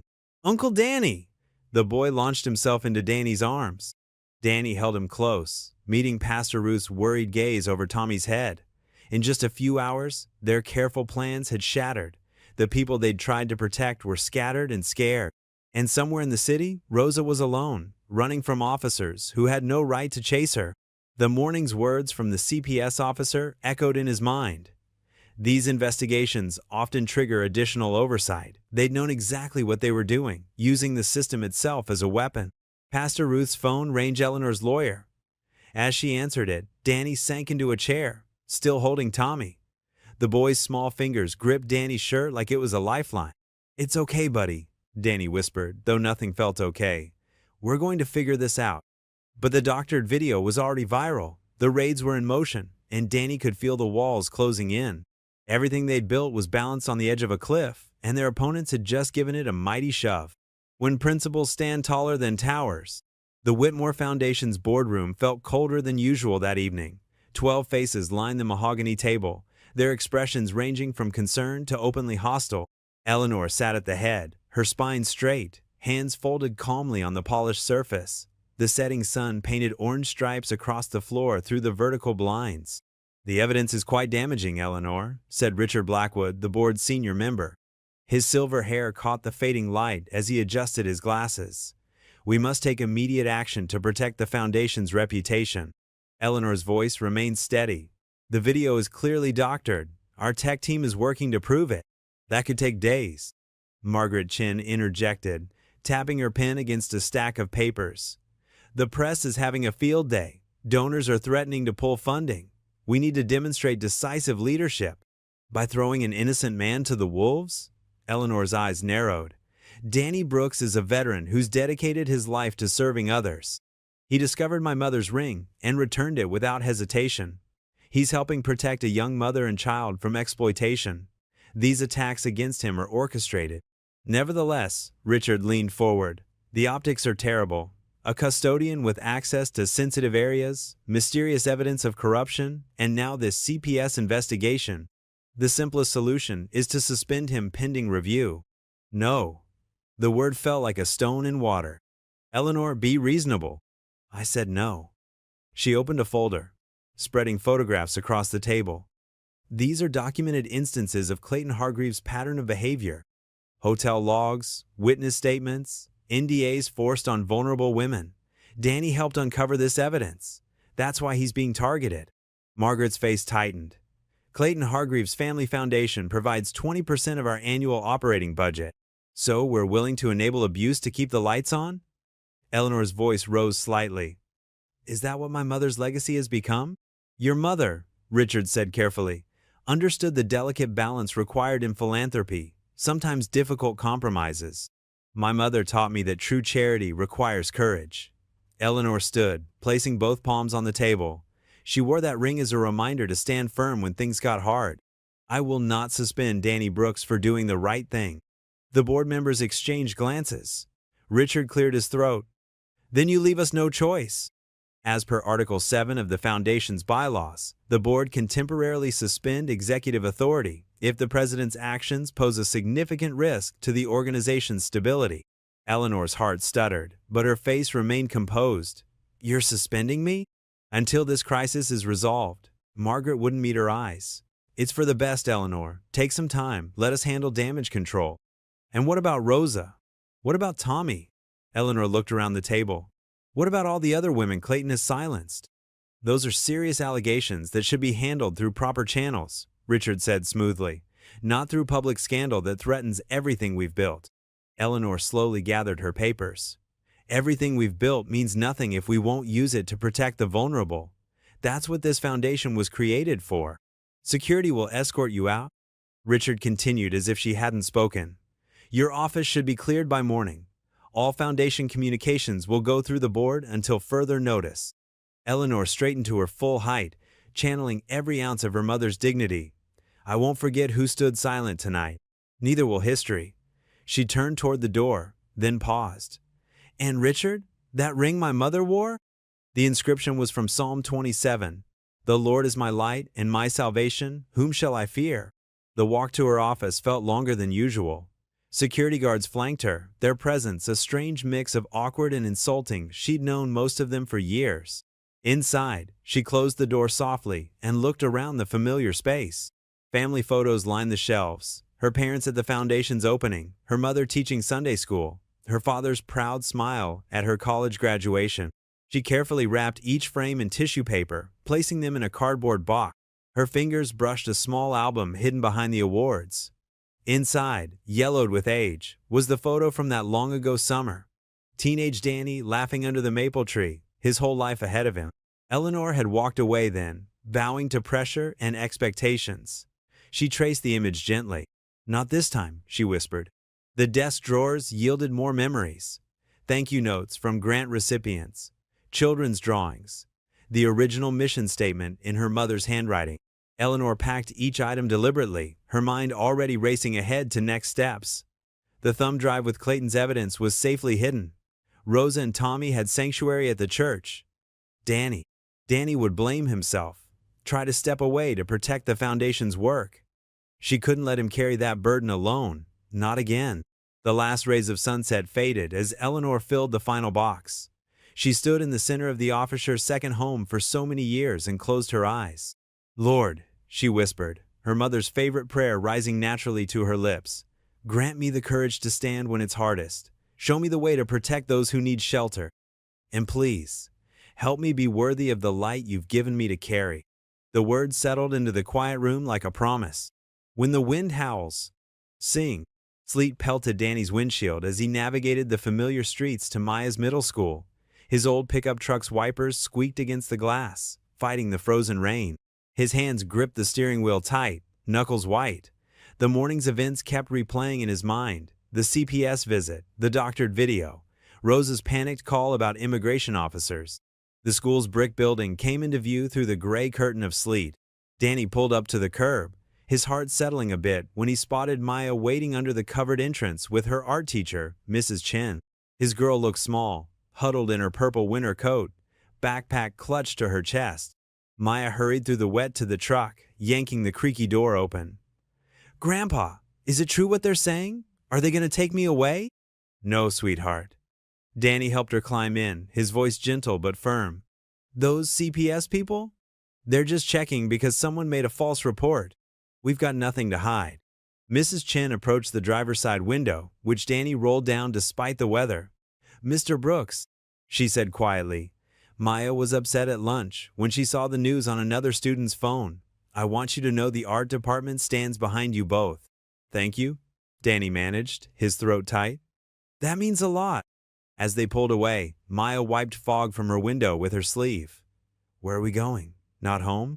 "Pastor Ruth's place," Danny explained, taking the long way to avoid main streets. "Rosa and Tommy need a safe spot right now. We're going to help them." Maya nodded, her face serious beyond her 13 years. "Good, Tommy must be scared." The old parsonage came into view, its weathered white siding barely visible through the storm. Pastor Ruth's ancient station wagon sat in the gravel drive, covered in a thin sheet of ice. Danny parked behind it, helping Maya gather her things. They hurried up the walk, careful on the slippery steps. Before they could knock, the door opened to Pastor Ruth's concerned face. "Come in quickly," she urged, ushering them inside. The warmth and smell of coffee enveloped them. Rosa sat at the kitchen table, Tommy curled in her lap like a much younger child. Her face was pale, eyes red-rimmed. "Danny," she breathed, "thank God you're safe. When I heard about the video—" "It's fake," Danny assured her, helping Maya out of her wet coat. "Eleanor's tech people are working on proving it." "But the immigration officers?" Rosa's voice shook. "They came with no warning. If Mrs. Alvarez hadn't seen them first and texted me—" She hugged Tommy closer. Pastor Ruth poured coffee into thick ceramic mugs, adding hot chocolate for Maya and Tommy. "Rosa's documentation is in order," she explained. "This was pure intimidation. Our lawyer friend is already looking into it." Tommy lifted his head from his mother's shoulder, managing a small smile when he saw Maya. She sat beside them, pulling out her sketchbook. "Want to draw with me, Tommy? I brought extra pencils." Danny watched the children bend their heads together over the paper, Maya showing Tommy how to draw a superhero. His chest ached with pride at her instinct to comfort the scared little boy. Pastor Ruth touched his arm. "Eleanor called while you were getting Maya. She's been suspended by the board." "What?" Danny's coffee cup clattered against the saucer. "They can't do that. She founded the organization." "They're trying to force her to cut ties with you and Rosa," Pastor Ruth sighed. She refused. Danny sank into a kitchen chair, the weight of guilt pressing down. "This is my fault, if I hadn't found that ring." "Stop right there," Pastor Ruth's voice turned stern. "Evil doesn't win because good people take action. It wins when they stay silent." A knock at the door made them all freeze. Tommy whimpered, clutching his mother. Pastor Ruth peered through the curtain, then relaxed. "It's Eleanor." She opened the door to reveal Eleanor Whitmore, looking very different from her usual polished self. She wore jeans, flat shoes, and a warm sweater, her hair pulled back in a simple ponytail. In her arms, she balanced a covered casserole dish and her laptop bag. "I brought dinner," she announced, setting the dish on the counter. "My mother's lasagna recipe, and something else." She pulled a thumb drive from her bag, holding it up like a tiny beacon of hope. "What's that?" Danny asked, moving to help her with her wet coat. "The original hotel security footage." Eleanor's eyes sparked with determination. "Our chief technology officer authenticated it himself before the board suspended me. It shows Clayton paying off staff and, more importantly, proves you were nowhere near the location where that fake bribery video was supposed to have taken place." Rosa stood, settling Tommy in Maya's care. "You have proof? Real proof? Times, dates, locations?" Eleanor nodded. "Everything. Clayton's whole pattern of behavior, documented by the hotel's own security system. And there's more. The CTO found metadata proving the video they're using against Danny was digitally altered."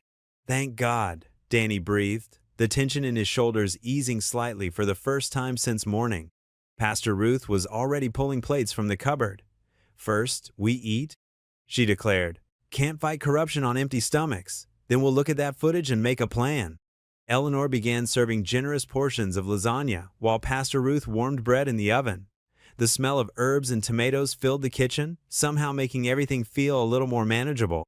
Maya and Tommy cleared their art supplies to make room for plates, the little boy's eyes lighting up at the sight of food.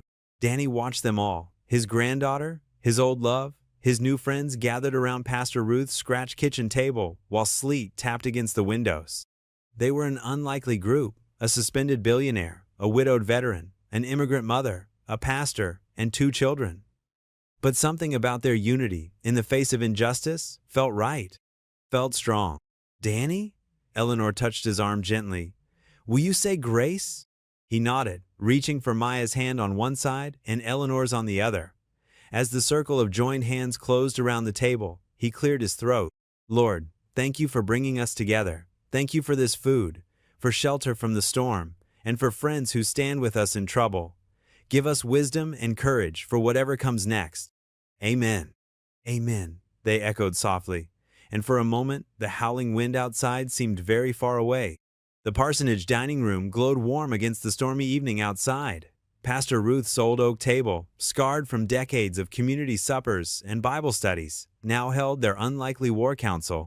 Danny sat between Maya and Eleanor, while Rosa kept Tommy occupied with crayons in the corner. Pastor Ruth paced behind them, her reading glasses perched on her nose as she watched the laptop screen. The security footage played in grainy black and white. There was Clayton Hargreaves, clear as day, passing envelopes to hotel staff. The timestamp matched perfectly with when Danny was supposed to have taken the alleged bribe, except Danny appeared nowhere in the video. "The CTO authenticated it herself," Eleanor said, her voice steady despite her disheveled appearance. She'd traded her usual elegant attire for jeans and a simple sweater, her hair pulled back in a messy ponytail. She was furious when she realized someone had doctored the other video to frame Danny. Pastor Ruth leaned forward, squinting at the screen. "But will people believe this over the fake version that's already out there?" "They have to," Rosa spoke up from the corner, her voice trembling but determined. "Mr. Brooks helped me when no one else would. Now they're trying to hurt him and Maya because of me." Tommy looked up from his coloring at his mother's distress. "This isn't your fault, Rosa," Danny said firmly. "Clayton and his people, they're the ones choosing to do wrong." Maya, who had been unusually quiet, suddenly straightened in her chair. "What about my sketch? The one of Tommy flying his kite?" She pulled out her notebook, flipping to a page where she'd captured Tommy's joy during happier days at the community center. People should see the real Tommy and Rosa, not just hear about them in scary news stories. Eleanor's eyes lit up. "Maya's right. We need to show the human side of this. The community center, the mentorship programs, the real people being hurt by Clayton's actions." "But the foundation board," Pastor Ruth started. "I'm not afraid of them anymore." Eleanor interrupted, a flash of steel in her voice. "They suspended me? Fine. I'll start my own fund. One that actually stands for something besides protecting powerful men." Danny watched Tommy coloring, his small face scrunched in concentration. The boy reminded him so much of Maya at that age, innocent, trusting that the grown-ups would make things right. He thought about his own father, who'd taught him that doing the right thing wasn't always the easy thing. "The press will be brutal," Pastor Ruth warned, though her tone suggested she was playing devil's advocate rather than truly opposing them. "They'll dig into everyone's past, try to discredit you all." "Let them dig," Danny said quietly. "I've got nothing to hide. Worked hard all my life, raised my granddaughter best I could, been careful with every penny, never took what wasn't mine." Eleanor reached over and squeezed his hand. The gesture was quick but meaningful, carrying echoes of their shared past and, perhaps, hints of a future. "But your jobs?" Rosa protested. "The immigration people, they could come back?" "We've got the pro bono lawyer on standby," Pastor Ruth reminded her. "And the church community will stand with you. Remember how many people showed up for the chili cook-off? They're still those same good people." Maya looked up from her sketch, her young face serious. "Grandpa always says doing the right thing matters more than being scared." Thunder rumbled outside, and Tommy scampered over to Rosa, seeking comfort. She gathered him close, pressing a kiss to his dark curls. "I want my son to grow up knowing his mama stood up for the truth," she said softly. Eleanor pulled up another file on the laptop, other women's statements, carefully collected by her legal team. There are 12 others besides Rosa, all with similar stories about Clayton, all silenced by money and threats. 3 are willing to speak publicly if they're not alone. Pastor Ruth finally sat down, her expression thoughtful. You know, there's a reason that ring found its way to Danny. The Lord works in mysterious ways, but He always works toward justice. The rain drummed against the windows as they sat in contemplative silence. Danny looked around. Morning sunlight filtered through New Hope Church's stained glass windows, casting rainbow patterns across the worn wooden pews. The historic sanctuary, usually peaceful and quiet on weekday mornings, now hummed with tension and whispered conversations. News vans lined the street outside, their satellite dishes reaching toward the clear winter sky. Eleanor stood in the small office behind the sanctuary, smoothing her simple navy dress. She'd chosen to forego her usual designer labels, wearing instead a modest outfit that spoke of substance over style. Danny watched her hands tremble slightly as she arranged her note cards. "You don't have to do this," he said softly. "Your whole foundation is worth nothing if we can't use it to protect people who need help." Eleanor's chin lifted with quiet determination. "Besides, I learned a long time ago that doing the right thing costs something. That's what makes it valuable." Pastor Ruth knocked gently on the door. "They're ready. Rosa's in place with Tommy in the children's room. Security's keeping a close eye." Eleanor nodded, squaring her shoulders. Danny reached out and squeezed her hand briefly. The simple gesture carried echoes of their shared past and the strength they'd found in each other now. The sanctuary fell silent as Eleanor walked to the podium. Camera shutters clicked rapidly. Light glinted off the bank of microphones arranged before her. She took a deep breath, her gaze sweeping across the gathered crowd, concerned citizens, curious onlookers, and predatory reporters, all mixed together in the wooden pews. "Good morning," Eleanor began, her voice clear and steady. "I'm Eleanor Whitmore, founder of the Whitmore Foundation. Many of you know me as a businesswoman and philanthropist. Today, I'm here as someone who made a choice between what was easy and what was right." She paused, letting her words settle in the hushed space. "Last week, our board of directors suspended me for refusing to distance myself from Danny Brooks, a man falsely accused of wrongdoing. They wanted me to stay quiet about serious allegations against Clayton Hargreaves, a major donor whose money has helped fund many of our programs." Murmurs rippled through the crowd. Eleanor continued, her voice growing stronger. "I chose to stand with Mr. Brooks, with Rosa Martinez, and with every person who has been silenced by money and power. The Whitmore Foundation was created to help people, not to protect those who harm them." She gestured to a large screen that had been set up beside the pulpit. "We have authenticated security footage showing the real events of that night, proving Mr. Brooks' innocence. More importantly, we have documentation of a pattern of exploitation that can no longer be ignored." The footage began to play. The congregation watched in stunned silence as the truth unfolded in black and white. When it ended, Eleanor spoke again. "As of this morning, I'm establishing a new independent fund that will continue our mission without compromise. To those who tried to use their wealth to cover up wrongdoing, your money is no good here anymore." She stepped back from the podium, making way for Rosa, who emerged from the side door. Tommy's babysitter held him safely in the children's room, away from the cameras. Rosa's simple blouse and skirt spoke of dignity rather than victimhood. Her hands gripped the podium edges as she faced the crowd. "My name is Rosa Martinez," she began, her accent careful but clear. 3 years ago, I worked as a housekeeper at the Hargreaves Hotel. I was new to this country, trying to make a better life." She swallowed hard but pressed on. "Mr. Hargreaves, he said he would help me get my papers. He said many things. When I found out I was pregnant, he made me sign papers. He paid me to go away and stay quiet." The silence in the church grew heavier. Several women in the audience began nodding slowly, recognition and pain in their eyes. "I was ashamed for a long time," Rosa continued. "But my son Tommy had deserves the truth. All of us deserve the truth. Mr. Brooks and Miss Whitmore, they showed me that being afraid doesn't mean you have to stay silent." Tears glistened on the cheeks of several women in the pews. One older woman, in a flowered dress, wiped her eyes with a handkerchief, whispering, "Amen," as Rosa spoke. A younger woman in business attire sat rigid, her hands clenched in her lap, as if Rosa's words were unlocking something long buried. "I am not ashamed anymore." Rosa's voice gained strength, though it shook with emotion.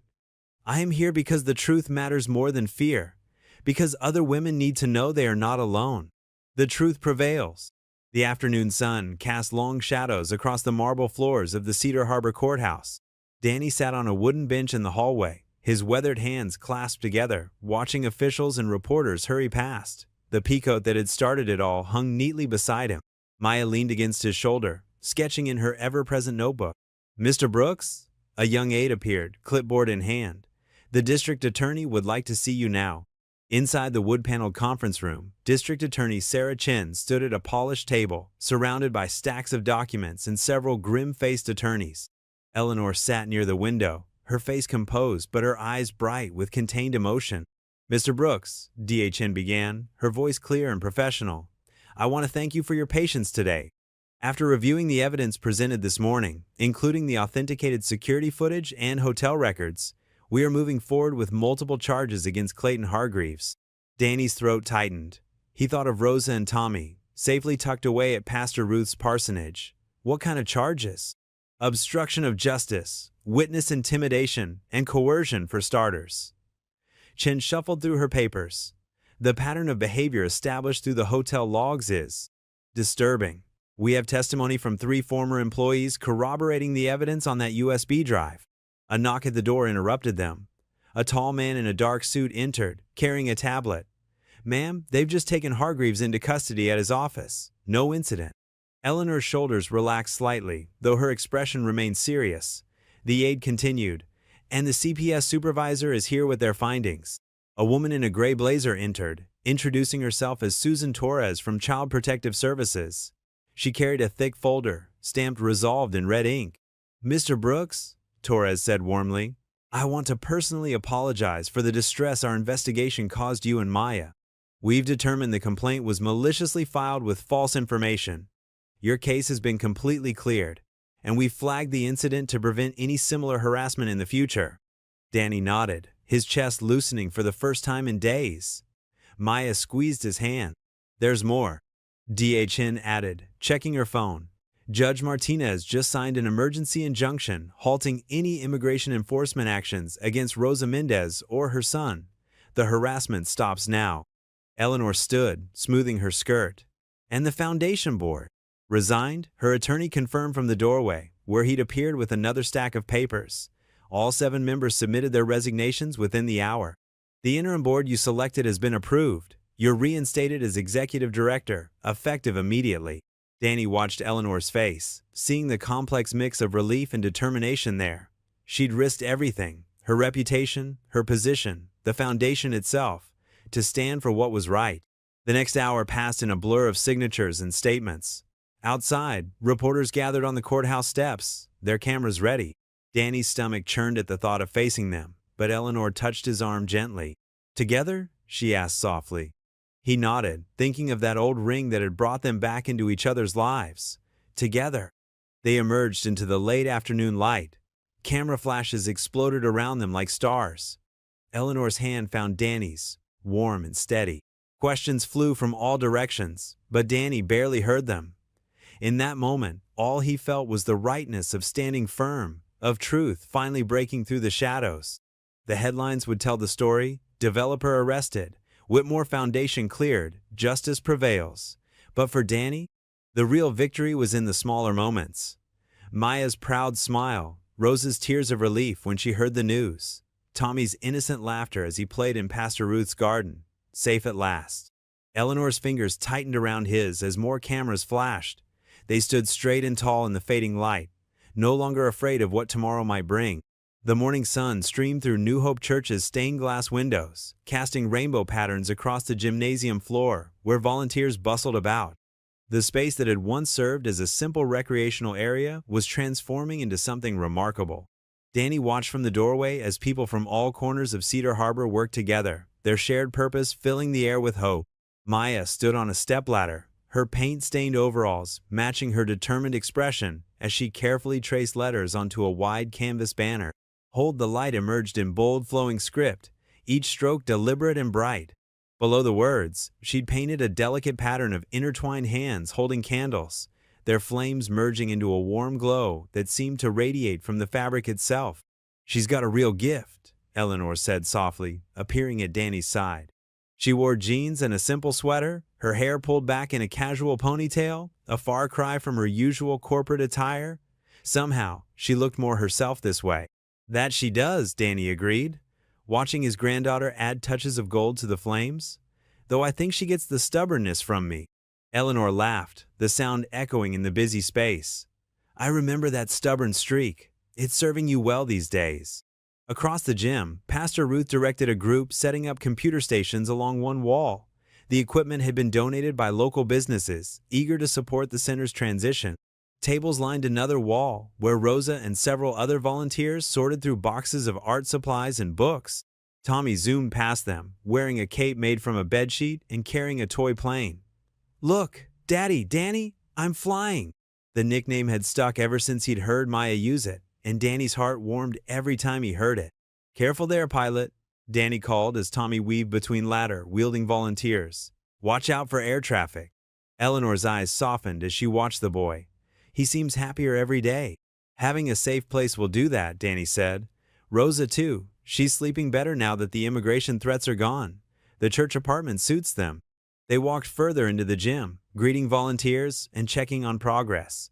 The Mentorship Center's temporary home under New Hope's umbrella was coming together better than anyone had expected. Community support had poured in once the truth about Clayton came out, with local businesses and residents eager to help.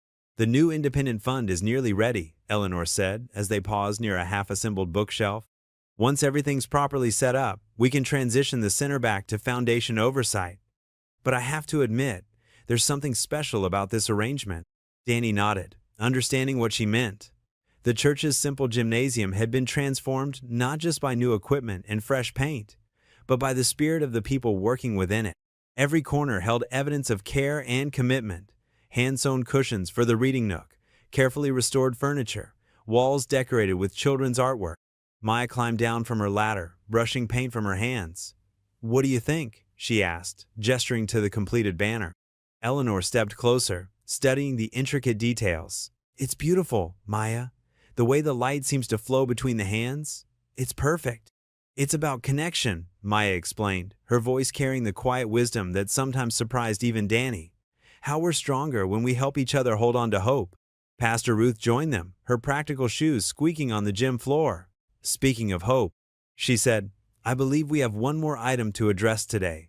She glanced meaningfully at Eleanor. Eleanor nodded, reaching into her bag. She withdrew a familiar velvet pouch, the one that had started everything when Danny found it sewn into that thrifted peacoat.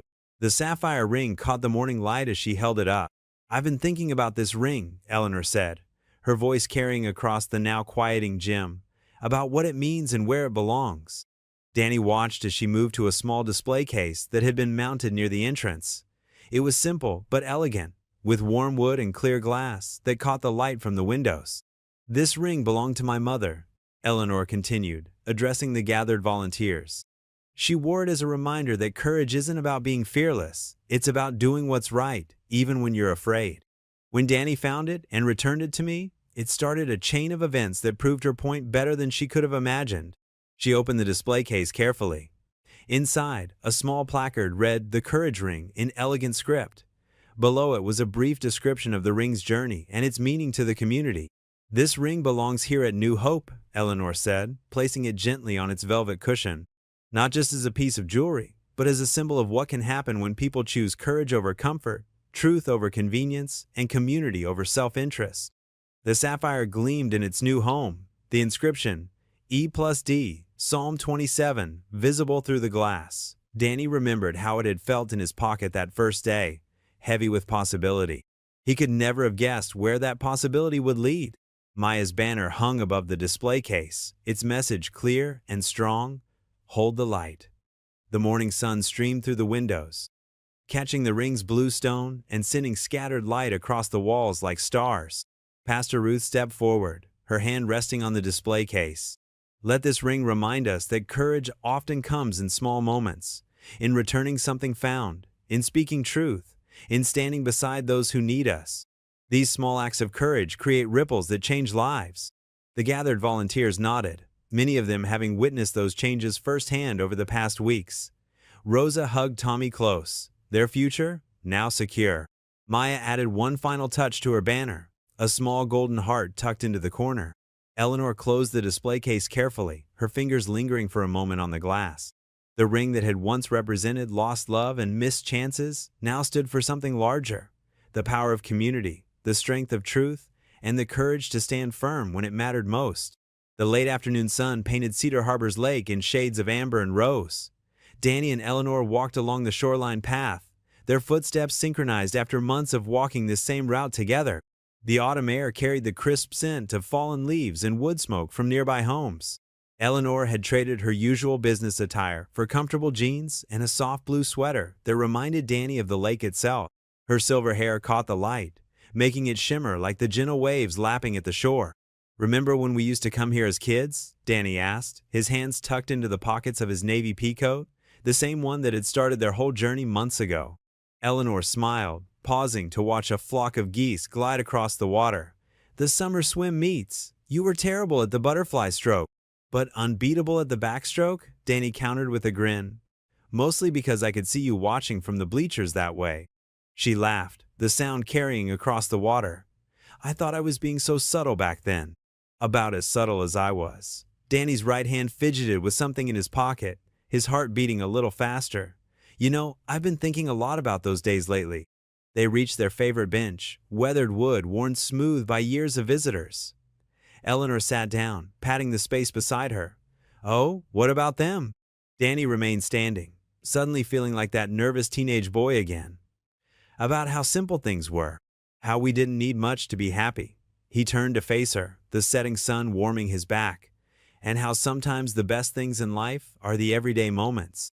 Eleanor's expression softened, her eyes meeting his with understanding. "Like our morning coffee talks? Like Maya's art supplies scattered across my kitchen table?" Danny nodded. "And Tommy's toy cars under the couch at your place." "The Sunday dinners at Pastor Ruth's," Eleanor added, her voice gentle. "Exactly." Danny took a deep breath and pulled his hand from his pocket. In his palm sat a simple silver band, nothing fancy or elaborate. Just a plain circle that caught the light like the lake water behind them. "I got to thinking maybe we could have more everyday moments. Together." Eleanor's breath caught as she looked at the ring. Danny continued, his voice steady despite his racing heart. "It's not sapphire or platinum. It's just sterling silver. For every day we've still got. For morning coffee and evening walks. For helping Maya with her art projects and reading bedtime stories to Tommy." He held out the ring, this simple circle that meant everything. "For doing the ordinary things with someone who's always been extraordinary to me." Tears welled in Eleanor's eyes as she reached out, her fingers brushing against his palm. "Danny Brooks," she whispered, "you've never been ordinary a day in your life." She picked up the ring, studying how it caught the light. Then, without fanfare or flourish, she slipped it onto her finger and whispered, "Yes." The spring breeze carried the scent of fresh grass and blooming wildflowers across Cedar Harbor's lakefront park. Maya sat cross-legged on a red checkered blanket, her sketchbook propped against her knees as she captured Tommy's joyful dance with his kite. The blue diamond-shaped kite soared against the cloudless sky, its long tail ribboning in graceful swirls. "Higher, Tommy, you've almost got it to the clouds," Danny called from where he stood a few feet away, demonstrating the proper way to handle the kite string. His navy peacoat was draped over a nearby bench, the spring warmth making it unnecessary. Tommy's face scrunched in concentration as he gripped the plastic spool. "Like this, Mr. Danny?" His small hands adjusted their hold, mimicking Danny's technique perfectly. "That's it, buddy. You're a natural," Danny beamed, stepping back to let the 6-year-old take full control. Eleanor emerged from her car carrying a wicker picnic basket, her casual weekend outfit, jeans and a light sweater, a far cry from her usual business attire. She set the basket down on a corner of the blanket and settled beside Maya, peeking at the teenager's drawing. "That's beautiful, Maya," Eleanor said softly, admiring how the young artist had captured the joy on Tommy's face. "You've really caught his spirit." Maya ducked her head, pleased but shy about the praise. "Thanks. I wanted to show how happy he is now that everything's okay." She added a few more strokes to Tommy's wind-blown hair. "No more being scared." Rosa approached from the parking lot, carrying a tote bag filled with drinks and paper plates. Her steps were lighter these days, her smile coming more easily. The constant worry that had lined her face for so long had softened into something more peaceful. "Mama, look!" Tommy shouted, pointing skyward with his free hand. I'm flying it all by myself. I see you, mi amor, Rosa called back, pride evident in her voice. She set down her bag and took a seat on the blanket, accepting the sandwich Eleanor offered. He's been talking about learning to fly a kite for weeks. Danny's a good teacher, Eleanor said, distributing plates to everyone, though I seem to remember him getting his own kite stuck in that oak tree over there about 30 years ago. Danny laughed, walking over to join them. I was trying to impress a certain someone with my non-existent kite-flying skills. He winked at Eleanor, who rolled her eyes fondly. And how did that work out for you? Maya asked, setting aside her sketchbook to help unpack the food. Well, considering that same someone is sitting here today, Danny grinned, accepting a sandwich from Eleanor. Tommy came running over, the kite temporarily forgotten in favor of lunch. I'm hungry. Can I have the turkey one, please? Of course, Carino, Rosa said, already unwrapping one for him. Wash your hands first. I brought the sanitizer. As they ate, the conversation flowed easily between them, punctuated by Tommy's enthusiastic commentary about his kite-flying adventures and Maya's quiet observations about the way the sunlight played on the lake's surface. Oh, Rosa exclaimed suddenly, her eyes lighting up. I almost forgot to tell you. I had my final interview at the center yesterday. Eleanor set down her water bottle, leaning forward with interest. And? Rosa's smile bloomed full and bright. I start next week. Full benefits, just like you said. She laughed, the sound carrying across the lakefront. I never thought I'd be running after-school programs, but working with the children during the trial period felt so right. The kids already love you, Maya added. I heard Jeremy from my art class asking when Miss Rosa would be back to tell more stories. You're going to be amazing, Danny said warmly. Those kids need someone like you. Someone who understands what it's like to need a safe place to land. Rosa's eyes grew misty. It feels like a dream sometimes, she admitted, watching Tommy return to his kite. Having real work, being able to help others, not having to hide anymore. She laughed again, and this time it carried all the joy of her newfound freedom. And the center. It feels like home already. The spring sunlight danced across the lake, catching the silver band on Eleanor's finger as she reached over to squeeze Rosa's hand. Around them, the park buzzed with the simple pleasure of a perfect spring day.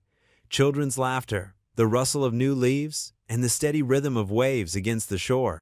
Tommy's kite dipped and soared against the blue sky, its tail streaming like a banner of victory, while Maya's pencil moved across her paper, capturing this moment of pure contentment for all of them to remember.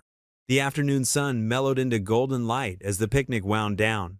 Empty containers that once held Eleanor's homemade sandwiches and Rosa's tamales lay scattered on the checkered blanket. Maya had moved to sit with Tommy near the water's edge, showing him how to skip stones across the lake's surface. Danny and Eleanor sat side by side on the blanket, their shoulders touching. His weathered hand held hers gently, his thumb tracing absent circles on her palm. The simple silver band on her finger caught the light, making Eleanor smile every time she noticed it. Look at them, Eleanor said softly, watching Tommy jump with excitement as one of Maya's stones skipped 4 times before sinking. Who would have thought a few months ago that we'd be here like this? Danny squeezed her hand. Sometimes the best things come from the hardest battles. He paused, watching Rosa approach her son with a juice box. Rosa starts her new job at the center on Monday. Full benefits, fair pay, and no more hiding, Eleanor added, her voice warm with satisfaction. The mentorship program is already helping 3 other families get their paperwork sorted out. A gentle breeze rustled through the lakeside trees, carrying the sound of Tommy's laughter as he attempted his own stone skipping. Maya stood behind him, adjusting his arm position with patient instruction. Maya's really bloomed these past few months, Danny said proudly. Remember how shy she was at the first gala? Now look at her, teaching, mentoring. She's talking about art therapy programs for the summer session.